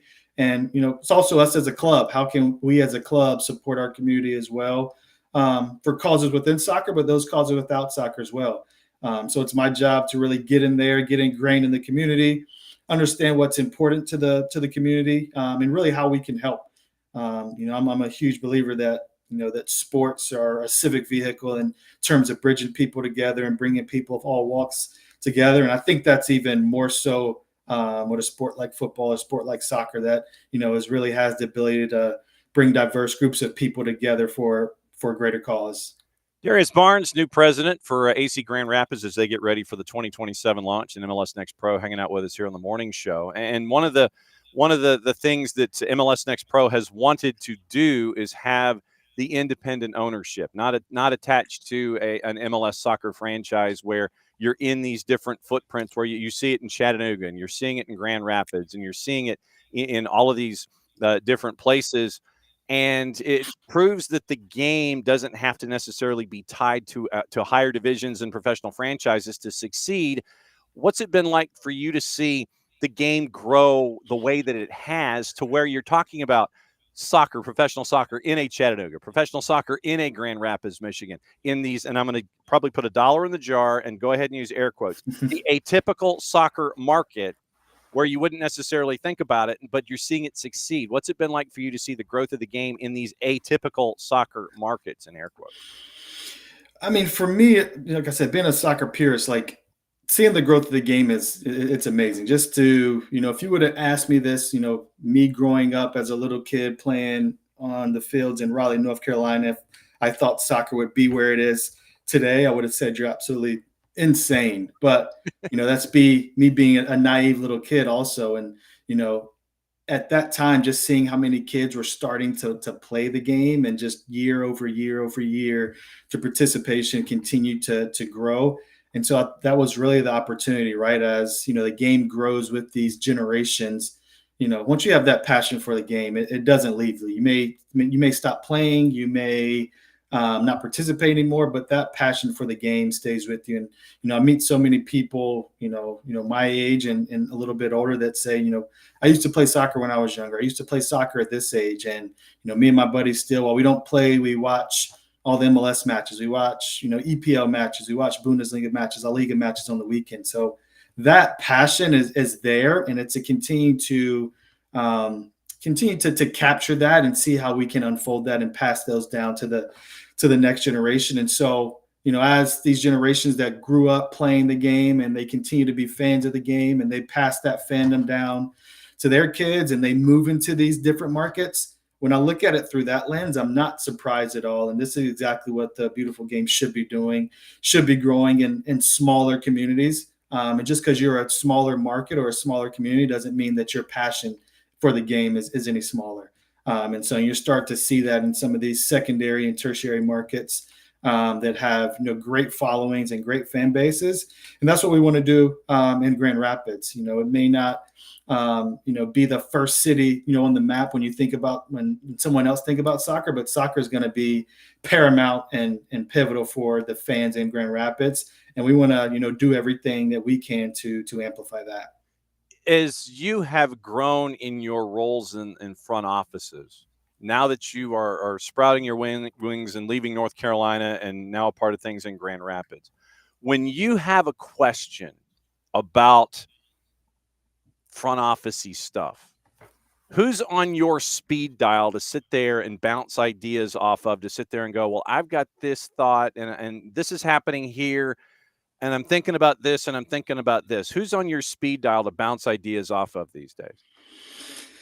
Yeah, I mean, that list is long. I think, as when you're I've been fortunate enough to kind of see the game at different levels, whether it was from a youth soccer standpoint, collegiately, professionally, on the front office side. And so I guess it depends on kind of what we're talking, but I'll depend on former teammates of mine through my days at New England when we're talking about player profiles and systems of play. I'll revert to my time at Shaw FC. We're talking about building a club and the business, and we're looking at ticket sales and business intelligence and strategy and how to best optimize and capitalize a stadium. My old boss Joe LeBou is absolute ticketing wizard. Learned a lot from him, from the commercial side of the game, but shifting to the sporting side. I played with some fantastic players. You look at the likes of a Steve Ralston or Shawry Joseph, Jermaine Jones, Lee Wynn, Till Bunbury, players that some have retired and some are still playing in the league, and they've seen this transition, of the league. They've seen, MLS 2.0 and shifting into 3.0. I tell a lot of players now and people I speak with, I'm lucky to have played the game when I did play, because I don't think I could play in today's MLS with just how much the game has grown. When you look at the speed of the game, you look at the quality of players that the league is bringing in. And while the league definitely has room to continue to grow, I think, the league has done a fantastic job just growing at a steady pace. And the World Cup is going to be, momentous moment to continue to catapult that and be a trampoline for this growth trajectory that the league is on. So I'm extremely bullish and excited about the trajectory of where MLS and MLS Next Pro is going. So when it comes to what's going on there at ACGR, I know that you've got a to-do list. And this is what I ask executives and new coaches and new owners all across the board. This is a universal question that I have. I know somewhere you've got that to-do list. And knowing you probably wanted to start that to-do list about 3 weeks ago and just get moving. Where is that to-do list? Is it on a Google Doc? Is it on a notepad? Is it, is it like something like this that you write down and you've got like 19 legal pads that you've got going on? Is it, the ring binder notebook that's got all these ideas? Is it a Google Doc? Is it on a whiteboard that's like 4 feet by 8 feet long, takes up 2 walls in that space that I'm talking to you in off camera right now? Where is that to-do list of yours when it comes to AC Grand Rapids? And what do you think the next thing you can cross off it is as you continue to get ready for launch? Yeah, no, that's a great question. I need to consolidate my to-do list. I probably have a little bit on some white paper. I have a little bit on an iPad, kind of shifted digital. But lately I've been putting them in my OneNote. Now that I've kind of gotten ingrained with the club, I have my club laptop, I have my club credentials. So I'm trying to consolidate and put things in one place. And right now for me, it's exactly what you said. I have ideas that I'm putting on white paper, just how my vision for the club and collaborating with ownership, collaborating with leadership and understanding what their vision for the club is, getting to Grand Rapids and getting ingrained with, you know, the community leaders and the fans and just getting to know them and understand what their priorities are. All of that is going to really dictate and shape the club. You know, this is going to be a club for the people and for the community. This isn't my club. This isn't me imposing, you know, my ideas, but this is taking the whole community's ideas and trying to build a club that represents that and is representative of that. And so I have a Rolodex of notes that I'm going through, you know, looking at, you know, staffing plans and seeing, you know, where and when, you know, I'm going to need help. You know, by no means is this a one man or one woman show. This is going to take a collective group effort. And so kind of starting there, you know, seeing what our staffing plan looks like throughout 26 and what that roadmap and ramp up looks like through 26, how we're leveraging, you know, the World Cup to garner excitement and to get our brand out in the marketplace and engage with fans of the game. And then obviously, you know, building the sporting side, you know, as well, you know, looking at coaches, looking at support staff and, you know, scouts, and then starting to recruit players. You know, while it seems like 2027 is a long ways away, it is not by any means. And the World Cup is just going to add lighter fluid to that and really ignite things and get things moving more rapidly. But this is the fun part. This is the fun part when you're able to ideate and think about things and figure out ways to be innovative and building a team. So then I know that you're going to be looking for a particular kind of individual to help you in the build, whether it's administrative or player or what have you. What kind of personality traits are you looking for from those individuals that you know will get everything there in Grand Rapids off on the right foot when 27 hits? Because as you say, everybody's probably sitting there, oh, 27, yeah, it's just, and you're like, no, you don't understand. 27 is right there, and it's going to come here before you know it. What kind of individuals are you looking for to fill in those spots who get it from launch in a situation like this? Yeah, I mean, obviously for different roles, you need, you know, particular skill sets, and those technicalities will come in play as we go through the process. But I think first and foremost, and I said it earlier, you need to be a good person, and you need to want to do the dirty work. You know, I want to work with people that, you know, roll their sleeves up. You know, they're servant leaders. You know, they want to, you know, exemplify by doing. They want to actually build and get their hands dirty. This isn't a, you know, sit up on your perch and, you know, look from above and direct from above. You know, this is everyone collaborating, you know, working together to build a fantastic club and in a club that, you know, the city will be proud of, the city will want to support, and that's going to support its city at the same time. And so, you know, like I said, just being someone who wants to collaborate, that's, you know, not afraid to speak up, not afraid to share ideas. And I think we have to complement each other. We don't need a lot of people that are duplicative, you know, doing the same jobs, right? You want pieces of the puzzle that fit and work together, because, you know, when you're building a club, you know, that's what it's really going to be about. There are different components, whether it's the operations and the partnership and the ticket sales and the marketing campaigns. And then that builds the collective kind of flywheel and the strategy of how we roll things out. And so it's not just, you know, let's just throw things together and hope it meshes together. They're strategically putting the pieces of the puzzle together and making sure everything fits properly, works well together, and ultimately runs as smooth as possible. We know it's not going to always run smooth. We're going to have to, you know, fine tune the car a little bit. We're going to have to rotate the tires, you know, sometimes and shake things up. But if you can go into it with, you know, a sound strategy of how you want the pieces of the puzzle to fit together, I think you have a good foundation to build on. What's more of a challenge, starting a franchise or getting an MBA? Oh, that's a good question. I mean, I think starting a franchise, because I mean, getting the MBA, it was great, but it's structured and you have things laid out. I knew exactly what courses I was going to take. I knew which courses were going to challenge me the most. I knew where I needed to spend some more time. But for this, there's no playbook really. Like I said, I've done it in one respect before, but this is a completely different project, and this is a completely different city, different community, and so it brings its own unique challenges. But these are fun challenges. These are the things I get excited about, and for me, come March 2027, when we open up at home at Amway Stadium and seeing the faces of kids that are aspiring to be professional soccer players, and seeing the fans and the supporters cheering on the club, and seeing players step out onto the pitch for the first time, that's when that's all worth it. And we're looking forward to seeing the growth of it, because we know that it's just around the corner. No matter what the calendar says, it is just around the corner. 2027 season in MLS Next Pro is going to get here before we all know it. We're all looking forward to it. The new man in charge in Grand Rapids. Darrius, it's great to see you. Congratulations on the new gig. We're going to be keeping an eye on it. We're going to be knocking on your door to ask about the progress report, see the office space and the hermetically sealed all glass window with the window at the back and all of the meeting rooms and everything.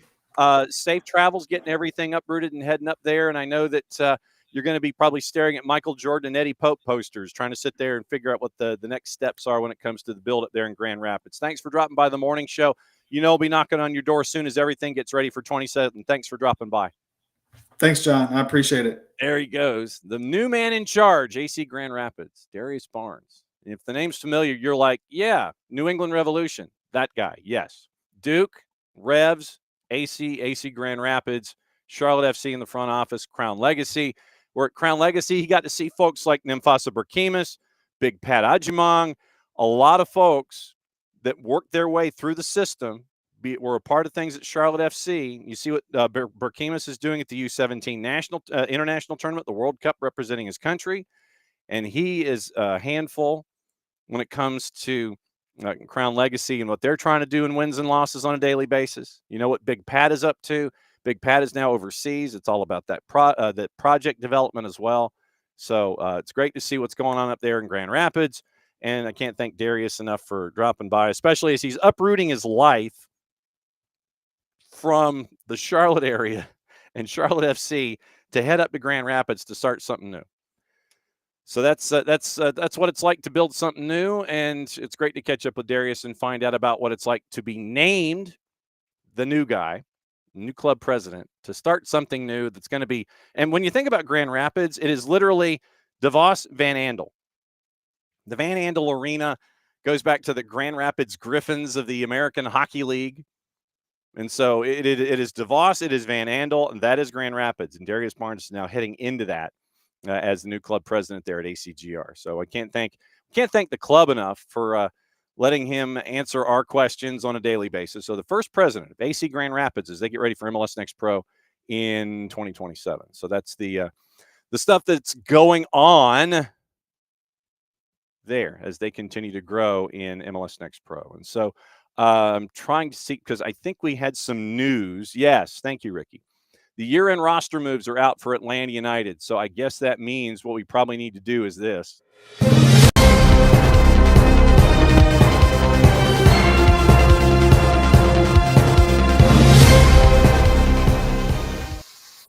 Came out at the top of the hour, and so here's what we're staring at for Atlanta United. Announced the year-end roster moves ahead of the 26th season. And once again, it is 19 players under contract. Club exercised options on 6, remains in discussions with another on a potential return. And so while we are on the morning show tomorrow, that is when they're going to be having their year-end discussion. Contract options exercised on Matt Edwards, Jay Fortune, Jaden Hibbert, Will Riley, Jamal Tiare, and Cayman Togashi. Declined Leo Afonso, Josh Cohen, Brooks Lennon, Ronald Hernandez, Nick Sessick. Atlanta remains in negotiations with Ronald Hernandez. So Noah Cobb currently on loan with Colorado, who have until December 15 to exercise a permanent trade option. MLS offseason begins December 10. I thought it was the 11th, but it's the 10th. Free agency opens at 1 o'clock, December 11. And so December 10th show might just be getting ready for everything when it comes to MLS free agency. December 11, re-entry process stage 1 at 1 o'clock. End of year waivers process closes at 5. Re-entry stage 2 takes place on the 17th. Super draft held on the 18th. Atlanta with the number 2 pick consists of 3 rounds. Atlanta United 3 selections, including the number 2 overall. Off-season calendars available by going to the MLS website. So once again, options exercised. No surprise, really. Edwards, Fortune, Hibbert, Riley, TRA, and Togashi.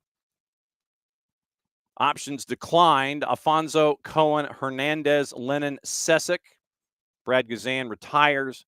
Club remains in negotiations with Ronald Hernandez. So once again, current roster, the one keeper in Jaden Hibbert. Defenders, Amador, Barakal, DCQ, Noah Cobb, and we mentioned Noah's situation. Matt Edwards, Gregerson, Mihai, Caden Moore. Caden Moore is a homegrown effective on January 1st. Midfield, Miguel, Alzate, Fortune, Saba, Alexi, Mosqueda, who's on loan to Millonarios through the end of June. Muyumba, Riley, Sanchez, Sleesh, Torres. Forwards, Brennan, Gordon, Latelot, TRA, Togashi. So the takeaways here, once again, options declined. Afonso, Cohen, Hernandez, Lennon, Sesic. I think if you looked at Brooks's price point, that was probably one of the main reasons why. In negotiations with Ronald, Ronald is fairly financially viable, if I remember correctly. You're looking at 200 and something thousand. I mean, it's not necessarily an earth-shattering number for Ronald. Going back and look at options and salary and the salary guides as of October 1st. The options that were picked up, and you figure that it's going to be somewhere in those regions. So here's what you're staring at. So Leo Afonso was a rookie min at 80,622. You have Noah right now at 109. And so I mentioned Noah just because technically he is still associated with Atlanta, even though the trade option is still there. So Josh Cohen, Josh's number was complete compensation just under $328,500. $289,992, and then full compensation $328,492. Then you have next one on the board is Ronald. Ronald, $290,750. So I mean, for a right back who can pretty much do anything, he's just listed as a right back at the MLS Players website. $290,750 total comp. So I think that Ronald is he is a financially viable option who can play pretty much wherever you need him to play. And having those kinds of players in your roster, invaluable in a salary cap league. And once again, we mentioned the others, Brooks Lennon and Nick Sesic. Brooks Lennon, his number, $740,000. You can understand why that decision was made. Nick Sesic, 104, so it was a bit of a veteran bump in salary, so $104,000 for Nick. And keep an eye on Nick and see if he ends up cycling back to the twos when all of the processes kind of just work themselves out. But yeah, Nick Sesic at 104. But the biggest salary that was not renewed was Brooks at 740. Options that were picked up. Togashi, let's work backward considering that this list is in alphabetical order. Togashi, 104. Jamal at 730 total comp. So Jamal was a 700,000 base, 730 total comp. Then you have Will Riley, and I think Will and Hibbert and Fortune and Edwards. Will's at 80,000. So rookie men, 80,622. Jaden, 80,622. Then you have Jay at 109. And you have Matt Edwards, who is at 80,622. So a whole lot of no-brainers in that batch of renewals, especially from a financial standpoint. Obviously, Jamal's at 730,000. That's your big ticket item that you renew. But the biggest takeaway, Brooks Lennon not renewed. Ronald Hernandez still in negotiations at about $270,000 on his old number. So not a whole lot of surprises in who was renewed and who was not. So we'll keep an eye on that for Atlanta United, working your way forward. Jenn Hildreth set to join us in about 15 minutes, and we'll run through the NWSL with Jenn. We'll talk about NWSL to ATL. We'll talk about the final, talk about Vlatko Andonovski and how much of it was a surprise. And so we'll get into all of that coming up with Jenn in just a little bit. And yes, 35 degrees in Grand Rapids today. You should feel cold. Yes. Club's identity created in partnership with Matt Wolf Design, did the new battery logo and almost every other soccer logo. So Matthew Wolf. Yes. Would anyone in the world still know Tom Coughlin if not for John's mentions 3 times a week? Doubt it.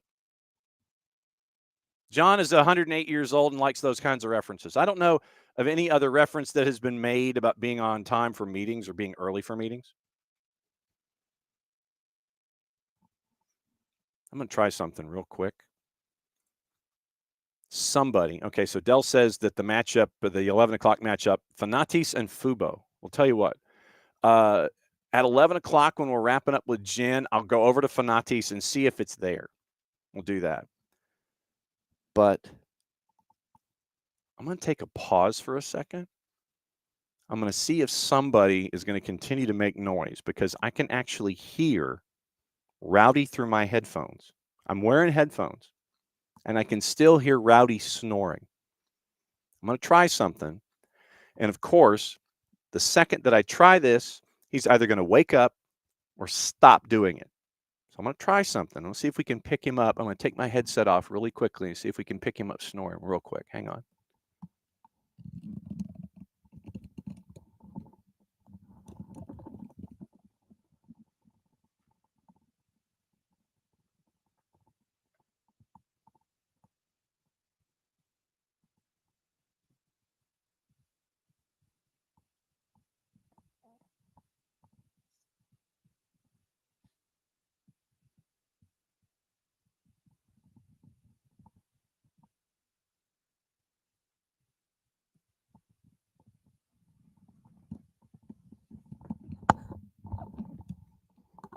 I don't know if you caught him, but he was snoring. So it was like that one big snore. So, of course, I took the headset off and he stopped snoring. But there was like the one big snore. So, yeah, it was like one big snore. And of course, like I said, the second I took the headset off, then he was going to stop snoring. So, anyway, he's snoring, and I heard it over the headsets, and I figured that that we'd hear it. Okay, that's just me. All right. No, I don't. And to the point about keepers, you've got, and Ricky's like among Hibbert, Ransom, you got Donaldson that's there, James Donaldson. I don't know I don't think you necessarily need to draft one, but if you bring in a Carlos Coronel or a Joe Willis or someone to make it a 1 and a 1A, then maybe that's what you do between the sticks. You come up with an experienced number 2 and see what's up. So keep an eye out on free agents and teams and everything between now and then, and who might be sending keepers out on to look for their next gigs. So that's what I'm thinking anyway. So let's see. There were some other clubs, since we're mentioning clubs, that are announcing their end of season decisions. So we'll see. There were a couple of things that teams had mentioned. Teams were making their year-end moves. We'd mentioned what was going on in Nashville. Orlando City yesterday made theirs known to humanity. Declined options on Carlos Mercado, Shaq Muhammad, and Fabian Loyola. Cesar Arujo and Pedro Gillespie out of contract. Negotiations with Robin Johnson and Kyle Smith. New contract for Wilder Cartagena.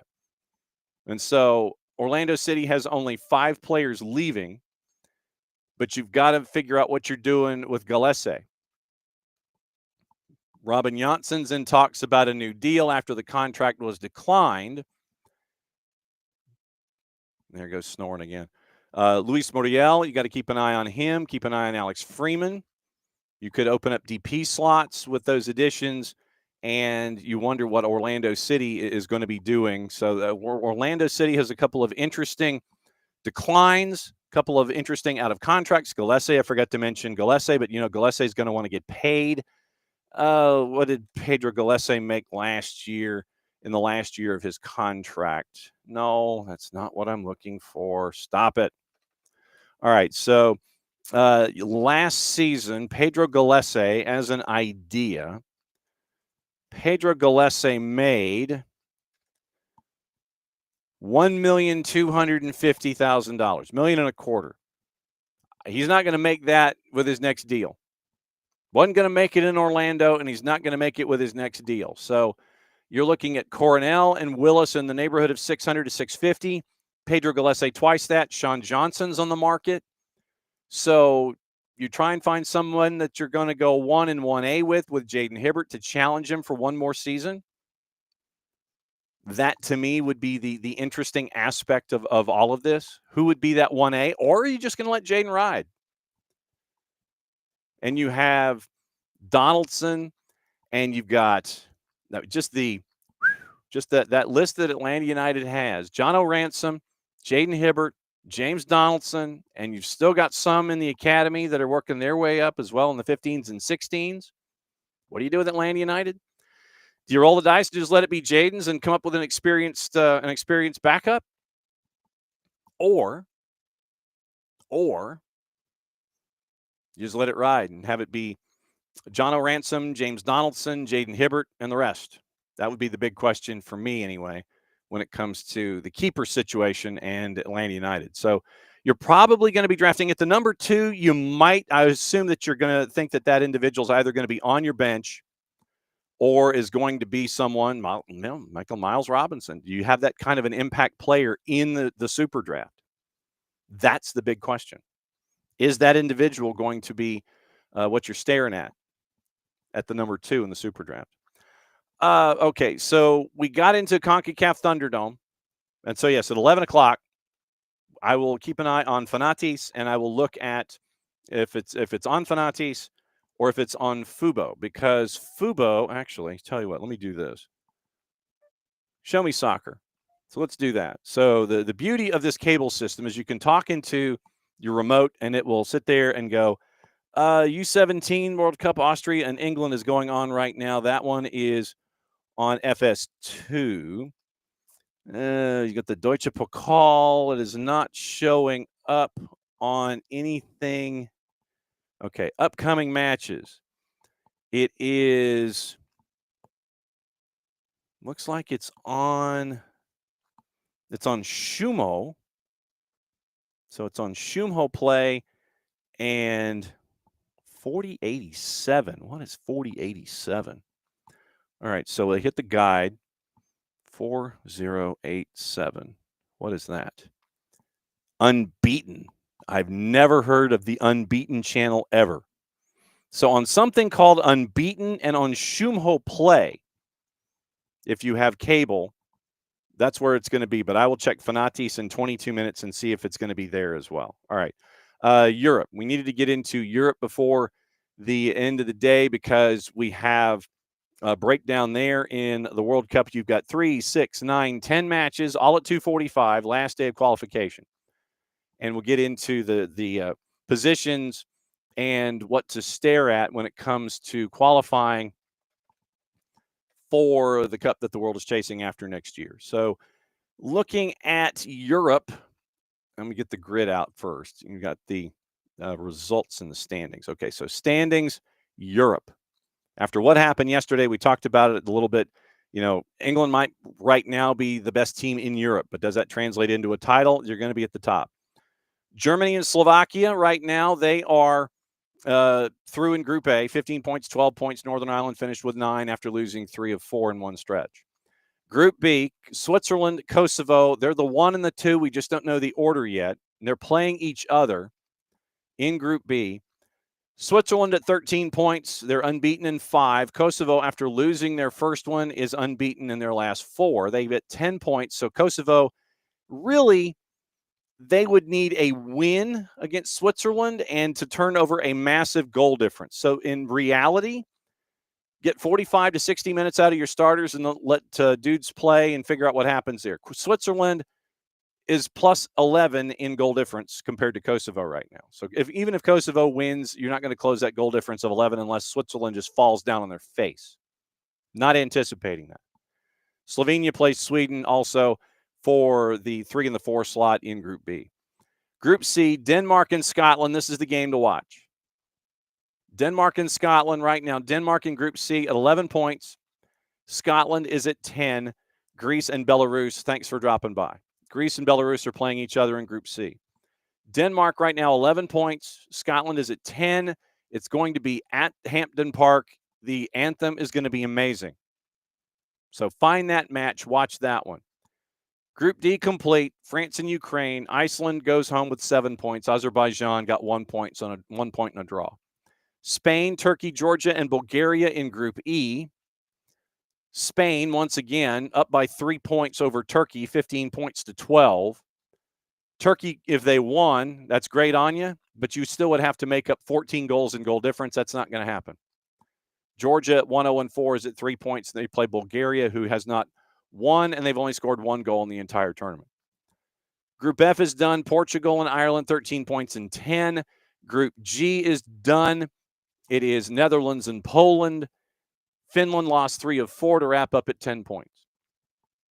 Bosnia-Herzegovina and Austria playing each other in Group H. We know that one of those is going to win the group. We know one of them is going to finish second. Austria at home, 18 points, and they're 8 up on goal difference. Bosnia-Herzegovina basically needs a win to go up against Austria. Romania and San Marino is the other match in the group. To wrap things up, San Marino has scored once. Romania has 10 points. Group I is done. It's Norway and Italy. Israel finished third in the group. Group J, Belgium, North Macedonia, and Wales. You got to keep an eye on this one because Belgium at 15 points, North Macedonia and Wales each with 13. Belgium is playing Liechtenstein. They should win. Liechtenstein has not scored. So that would put Belgium at 18 points. North Macedonia and Wales should be your second viewing experience. It is in Wales, both at 13 points. North Macedonia is plus 5 in goal difference compared to Wales. So one team wins, they go. The other one's probably fighting for a slot as one of the qualifiers. If it's a draw, you're thinking North Macedonia just because they're plus 5 in goal difference. Group K done, England and Albania. England did not surrender a goal in the entire group stage. Albania just beat out Serbia 14 points to 13. Croatia and Czech Republic make their way through in Group L. It is Croatia at 22 points, Czech Republic at 16. So your matches to look at, North Macedonia and Wales in Group J. Keep an eye on Belgium and Liechtenstein just because if Belgium was to stumble against Liechtenstein, which probably is not going to happen, but if they would, then that reintroduces a winner in North Macedonia and Wales in Group J. Then you end up with Austria and Bosnia-Herzegovina in Group H. Watch that one. And let's see, Spain and Turkey, but it's a big goal difference. And Denmark and Scotland. So Denmark and Scotland, you got to keep an eye on. Switzerland, Kosovo, you got to keep an eye on. And your juice boxes in those. Bosnia-Herzegovina is a big underdog at a plus 691. Austria is a minus 278. Belarus, a big dog. Greece is minus 294. Belgium is plus 10,000. Don't touch it. Georgia, a minus 130 at Bulgaria. Switzerland, a minus 109 at Kosovo. Romania, minus 5,000 hosting San Marino. I thought about wearing my San Marino sweatshirt today, but I thought against it. Scotland, plus 227 at home against Denmark at a plus 125. Spain, a minus 625 hosting Turkey. Sweden a -133 hosting Slovenia. Wales a -167 hosting North Macedonia. All of those at 245. Now, trying to grab this particular individual is like trying to grab onto a comet by the tail without any kind of asbestos-like gloves. It's like trying to catch water, like trying to catch rain through an open hand. One of the busiest people in all of show business, Jenn Hildreth. And I've known Jenn for like a year or two. And so we go back a ways. And so there she is. We have commandeered the busiest person in show business. Jenn, who the heck are you?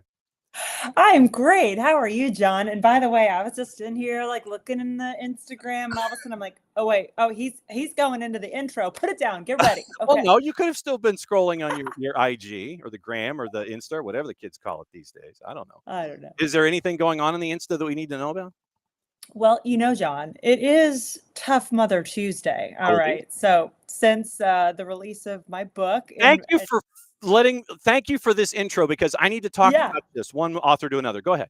Oh yeah. Okay. So yeah, Tough as a Mother, a book that I co-authored with Amy Leone, came out in April. And every Tuesday, we give a Tough Mother Tuesday post meant to just empower and encourage all working moms. That's what the book is all about too, through the lens of women in sports. So encourage everybody out there to follow Tough as a Mother book on Instagram, and you can get in on the fun. So when you came up with this, how long had the idea of doing the book germinate in your head before you finally started delegating time to writing 1,000 words a day and doing all this kind of stuff? How long was this an idea before you started putting pen to paper? Yeah, it was a long period because it was very personal for me, a very personal journey. That's how it all started. It was thinking about when I was a mom, first on the road, trying to navigate all of that struggle, breastfeeding on the road and the pumping, and then just dealing with being away from your child and your family. I mean, this job, I love this job, but that's a big part of it, is being on the road. So just navigating through all of that. And my oldest is 18 now, so that gives you an idea. Seriously, I was thinking about this when I was, just had her, a new mom, 18 years ago. So then I had the idea, and it's taken a lot of different forms along the way, but essentially it was COVID, where we all had a little extra time on our hands. And I finally said, I'm going to buckle down and write this thing. And it went through a lot of different phases and processes and no's from publishers. It's a soul crushing journey, as I'm sure you are familiar. And eventually, we got it all the way there. So really excited about it. I love how it came out, and it truly is meant to empower all moms, whether you like sports or not. Because one of the things when we are piecing books together, it's the art of the jigsaw puzzle and trying to figure out, okay, this piece fits here, this piece fits here. Okay, this works well here. If I take this and move it down, does it fit? Literally, the jigsaw puzzle drives you crazy, and that's trying to make a book that makes sense from reading it from one aspect all the way through. That's probably one of the things that drives us the most crazy, is trying to figure out, okay, this makes sense to me, but I need to write it to make sense to everybody else who I need to buy this thing.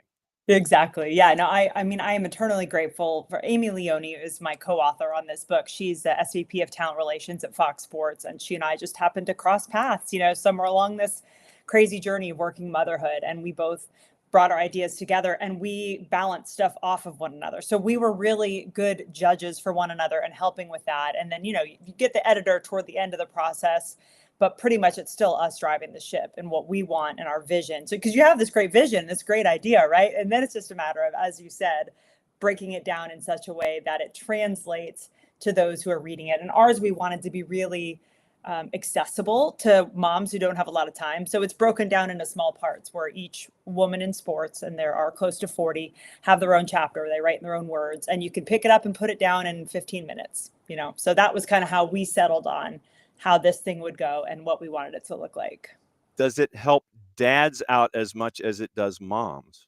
I think if you're a dad who wants to really, truly put yourself in the shoes of the mom that you are supporting, absolutely.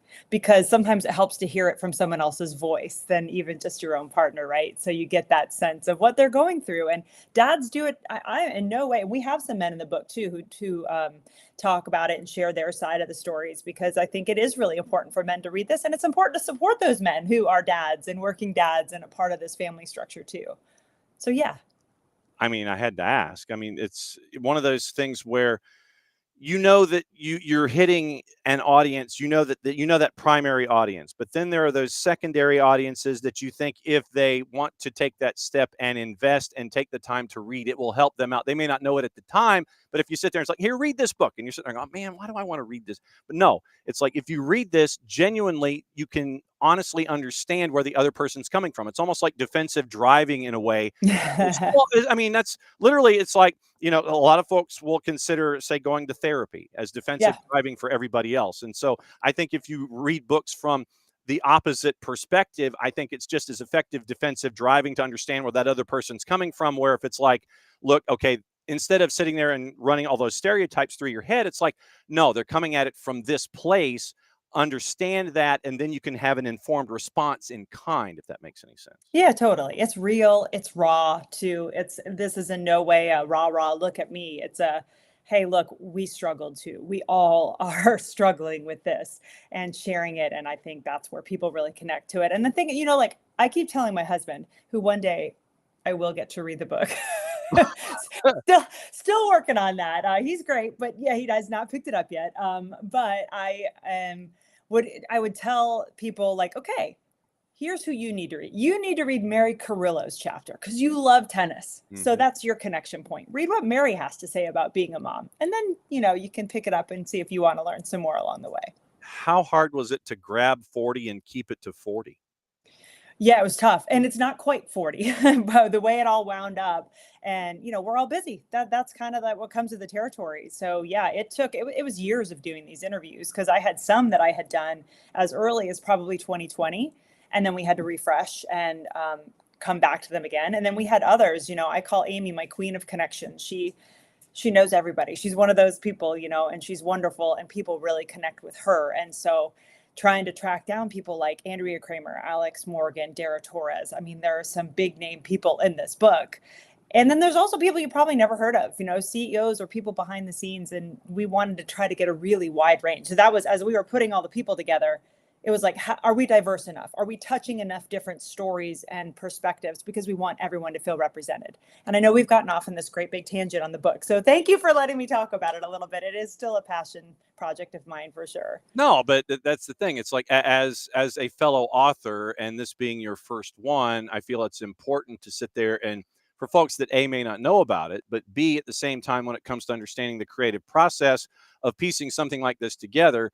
And I mean, look, I've written 6, but I've got like 7 and 8 and 9 plotted, but I need to clone myself I know to get 7, 8, and 9 done. Literally 7 is halfway through, and I've got to update it.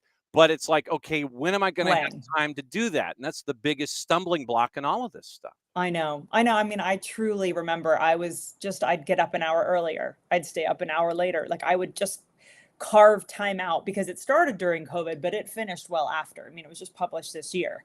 So it was just trying to carve out that time wherever I could get it. And it is tough to work that way, but come on, John, you got this. Yeah.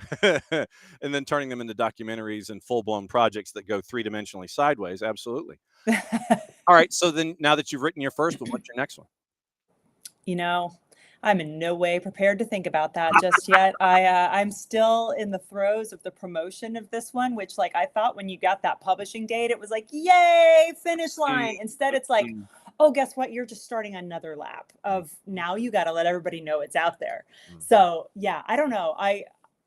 If we get the response we think we'll get to this, when it continues to reach more people, maybe we do another one, because I know there's lots of other moms out there that we did not get in this book that we could get for the next one. Okay, so we'll keep an eye out for book number 2 and the continued promotional tour for book number 1. And the main reason, one of the main reasons we wanted to bring you in, is what is across your chest in the sweatshirt that you're wearing. They're down to the final 2. And I want to get into some of the other franchises and big decisions that happened in a bit. But walking into this playoff, if I had told you it was going to be Gotham and Washington that were going to be in the final, what would you have said at the beginning of the playoffs? Beginning of the playoffs, possible. Okay. But not likely. Okay. I mean, Gotham's the 8th seed. But are they the 8th, though? Are they truly an 8? Is that what you said? Yeah, they truly an 8. They truly are. Okay. With the performance that they had during the year, they are. Okay. Like, that was the season they had. Do they have the skill to be much better than that? Absolutely. Do they have this wonderful team chemistry, which is an intangible that really comes out in the playoffs? They've shown that, but this team has not consistently been able to perform throughout the season, and that's why they were the 8th seed. I mean, every team went through ups and downs, but let's be honest. The second that Kansas City got knocked out of the playoffs by Gotham, it was open to anybody, because hands down, Kansas City was the best team in the league this year. That is not even up for debate. It's one of the best regular seasons in NWSL history that Kansas City put together. However, Kansas City without Tim Shawinga is a different team. Mm-hmm. And that happened to them right at the end of the season, where they really didn't have a chance to adapt to it. Happened to the Orlando Pride losing Barbara Banda, but that was in August. They struggled for the next 6 games, didn't get a win. They figured it out. They got that goal production back up through other people. Kansas City never had that chance. And then to compound that, they lose Michelle Cooper. Now, I'm not taking anything away from Gotham, because I thought they played one of their best games in that quarterfinal at Kansas City. It was the game plan executed beautifully. But I think it's anybody's championship to win the second Kansas City gets knocked out. Did the Vlatko decision to step away from coaching and just go upstairs, how big of a surprise was that in league circles that you were able to glean? Yeah, I was surprised. Our whole broadcast crew, I remember we were all texting back and forth about it. And I read Jeff Kassouf's article for ESPN, and I trust Jeff. He's covered this league a long, long time, and it gave me some more context into it, which at least made it sound like, from Kansas City's perspective, look, this was a move that was in the works for a while. They wanted to move Vlatko into this role and let someone else deal with the day-to-day and the coaching. Is that true? I don't know. Did they just want to make a change because they came this close again after a great regular season and couldn't get it done? Maybe. But I mean, I think Vlatko's the coach of the year. I will have arguments with people about that, but I think he's the coach of the year. I really enjoy what he does as a coach. So I'd say there's some surprise, but I also feel like maybe this was a move that was going to happen regardless. So then if you're Kansas City and you're looking at the coach that goes into that slot, I would think that worldwide, with that roster being healthy at 100%, that this is one of the places that anybody would want to jump into. And it's not just something where you're looking inside NWSL in an insular fashion. You can open this one up and sit there and say, hey, Serena Wiegman, as an example. Yes. It's that kind of an impact player that you can bring into Kansas City if they want to spend that kind of money. I think it is only that level of person that we're looking at here, because Kansas City is not going to mess around with that group that they have and understanding the roster and the potential that is there. You're absolutely right. It should be one of the top coaches worldwide. That is all that they're considering. Like, they are not going to, I'd be shocked if they took an assistant coach from anywhere. They want an established winning coach, one of these names people are talking about. If they could get Emma Hayes away from the U.S. national team, like, we're talking that type of level, which they won't. But, that is where I think that team is looking at. Who that is, I don't know. The Spain coach, and her name escapes me at the moment, but I could picture her. Mm-hmm. That name's been floated around. I don't know if that's right. I think one thing, though, is you have to know this league. You have to understand this league. So it has to be somebody with some ties to the NWSL in some way, because this league is different. It just is. And you need to understand what you're up against. Yep. And so you mentioned a name, and that kind of rings a bell a little bit because of something that, is kind of hanging over my shoulder. And I don't know if you know this, but in 2028, there's going to be a franchise added to the NWSL. And yes. It's going to be in a town that you and I both know intimately. I'm thinking, hey, why not? Emma, if you're kind of tired with the national team come, say, 2027 after the World Cup, you finish that World Cup cycle in 27. I could picture a conversation with Emma Hayes and a gentleman by the name of Arthur M. Blank. Could you imagine if Emma Hayes it's like, hey, look, you got this nice building here that allegedly is going to have only 28,000. And they're going to open that lower bowl. You know, and I both know that 100 and 200 level, that 41,000, that's going to be visible every single week come 2028. I mean, I appreciate them saying 28,000. No, that's going to be your season ticket base come 2028. But I'm thinking, I'm spitballing here. Like big. I like it. I have no intel on this whatsoever. Maybe we just start talking about it right now. Hey, Emma, when you get tired after 27, if you're tired, don't want to go through another cycle, just kind of hang in the same town that has the Federation HQ. I'm just saying. I mean, I like that plan, Emma. Just keep that in the back of your mind, okay? Get out there and win another World Cup, and then hang them up. Come back to club soccer. That's what I'm saying. You don't have to leave town or nothing. You can just, it's like you go see everybody down there in Fayetteville and sit there and say hi to everybody on the fields. But no, you get the big barn up here in downtown that you can hang out. Like I said, I'm just saying, just out there.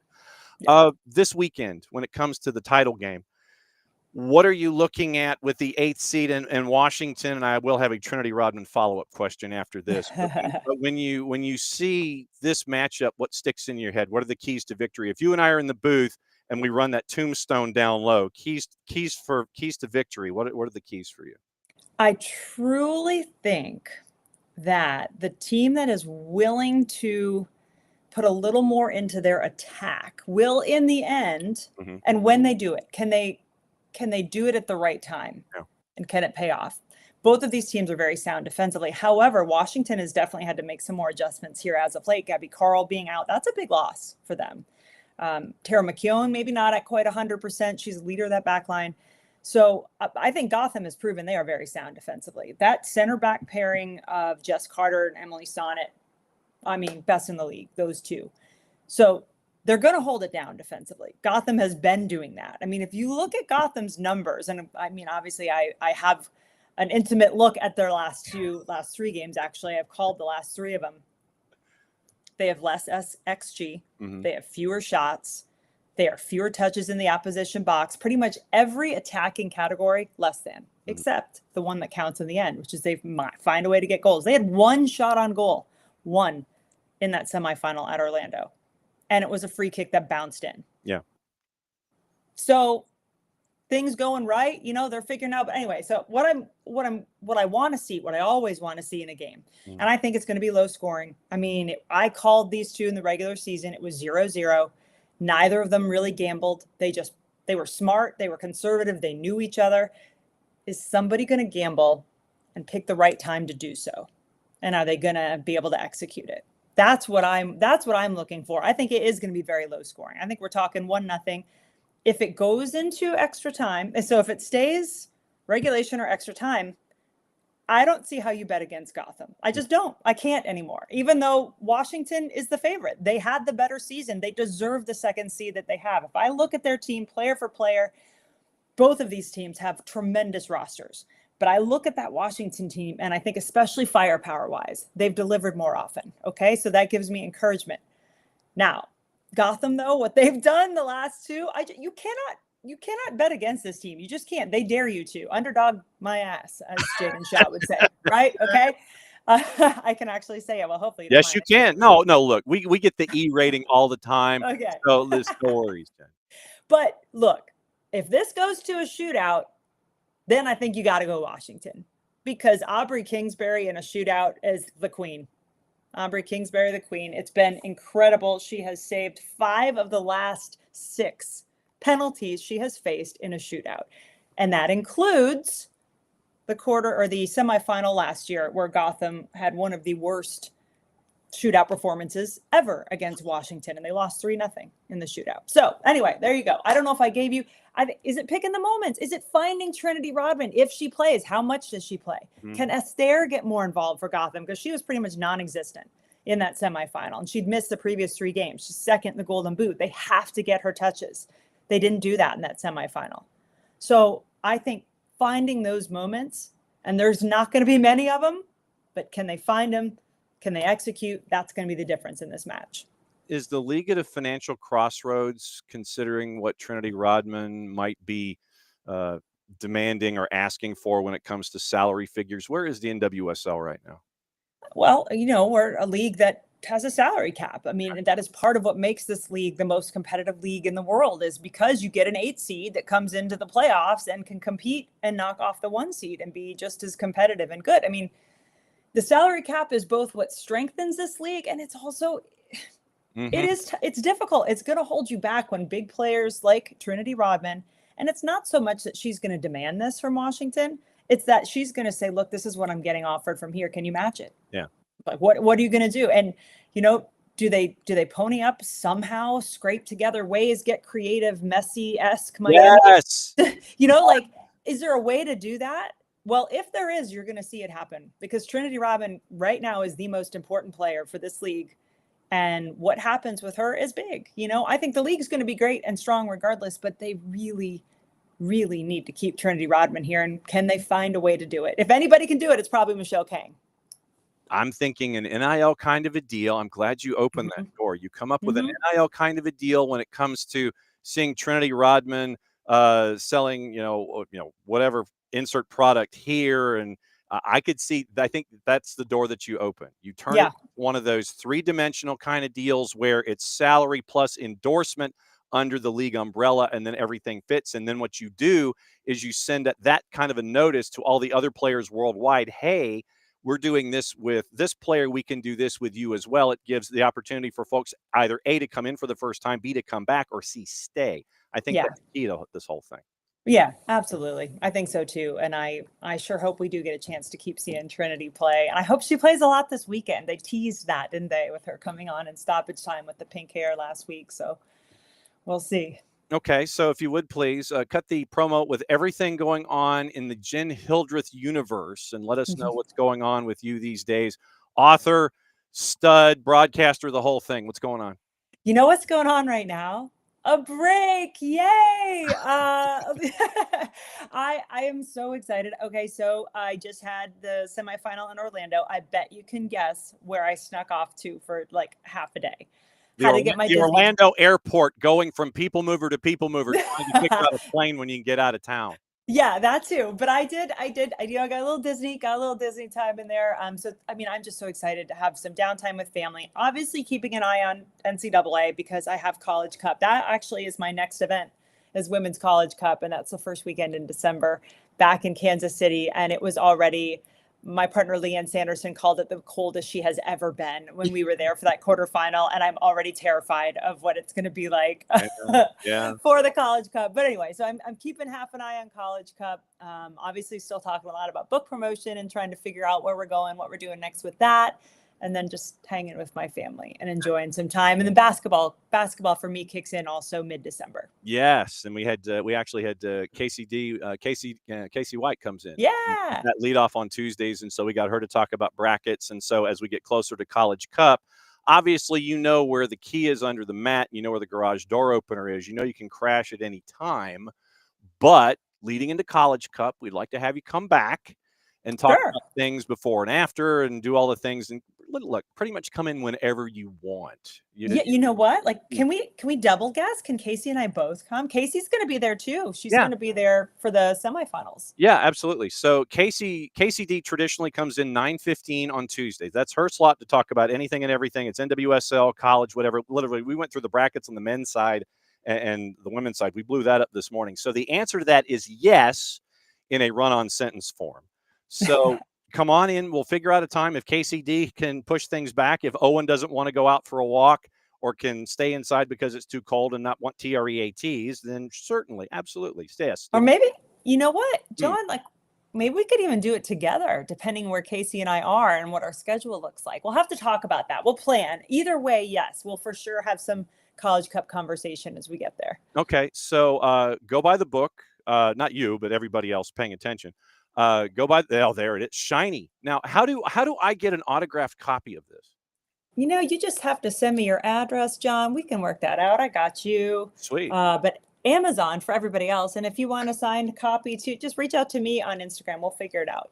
And well, Jenn, as always, it's great to see you, my friend. It's always great to see you kicking ass on all the levels that you are, the kicking assness. And like I said, do not be a stranger. That's what we're here for on the morning show. We believe in Turner time, and I know we went long. So go get your morning coffee and Danish and brunch and whatever, and we'll catch up with you just before College Cup. Great to see you, my friend.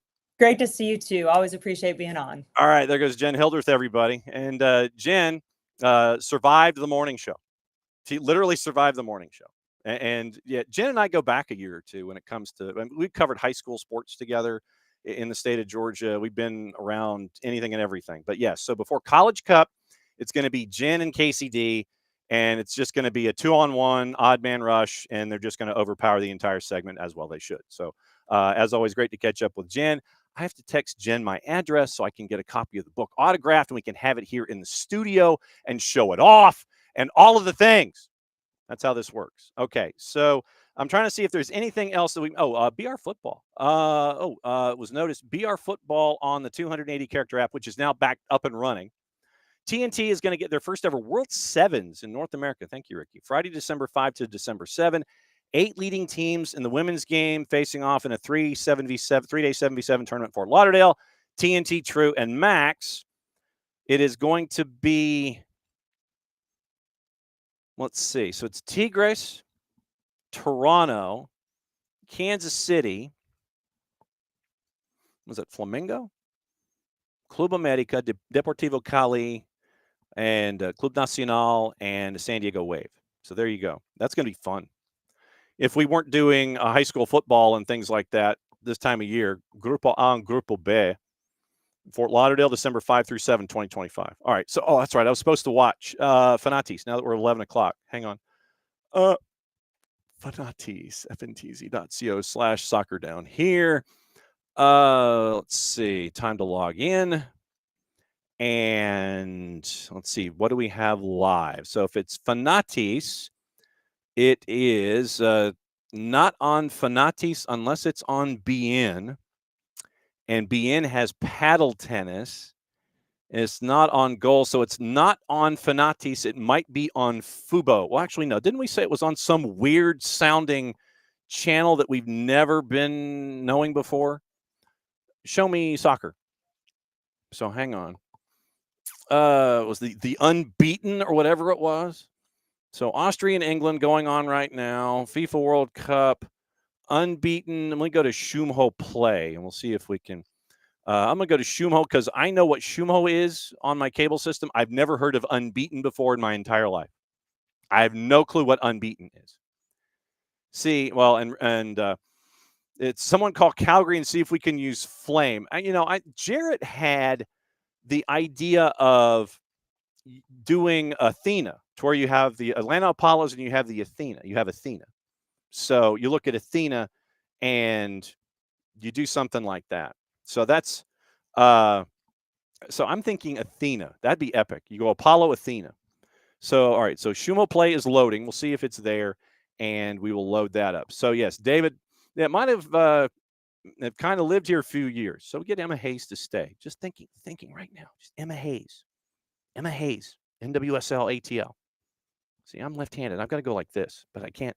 I've got to go. I've got to lean to my left and point there.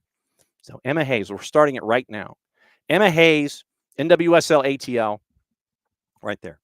So that's what we're hunting for. That was just an idea that literally popped into my head as we were going. So NWSL ATL, yes, it is up. Okay, so, and it's on Unbeaten. So Shumho is going to this thing called Unbeaten, and it's there. Iraq and UAE, 11th, 12th minute, tied at 1, no score. So that's where we are. Let me see here. Unbeaten, also known as the Ugandan Taxman channel. Absolutely true, David. So morning, Ricky. Morning, David. Morning, Abby. And let's see what else is here. We mentioned the Atlanta United moves. Morning, Dell. Morning, David. And let's see who else is in this morning. UK and UL. Let's see. Morning, Abby. Morning, Ricky. As I'm going backward in order. So trying to see if there's anybody else that is in. So let's see. Morning, David. And so let's see. Yes, I did mention. So it's David, Abby, Dell, and Ricky, and RJ's Modern Life. So there we go. All right. So that's the rundown for today. Come back once again tomorrow. But once we're going to watch Unbeaten, whatever Unbeaten is as a channel, because it's got Iraq and UAE. So we're watching that. Then you got everything at 2:45 in Europe. You got everything at 8 o'clock tonight in CONCACAF with CONCACAF Thunderdome. We'll talk about it all tomorrow and find out who survives. So once again, tomorrow, Tyler Pilgrim, 9:15. See if Dylan Butler can join us at 10. You'll hear from Jason Stevens about the economics of soccer. And when MCOs fail, Bill Foley and Fenway Sports Group will talk about that tomorrow. Obviously, we're also chasing a bunch of other folks when it comes to what's going to be happening this weekend in Major League Soccer, all the things. Once again, it was a great show. Thanks to KCD. Thanks to Jenn Hildreth. Thanks to Darrius Barnes and finding out what's going on up there at Grand Rapids in MLS Next Pro as they get ready for the 2027 season. So for everybody here, thanks again for tuning in last night for soccer over there. We're going to go watch some qualifiers and find out who makes it into the Asian qualifiers on this channel called Unbeaten that we've never heard of before. See you in lesson 22. Mucha Plati, I'll play it safe. It's the end of the show. That means I get to do this. We'll see you later. Catch you again on Wall Pass Wednesday. Bye.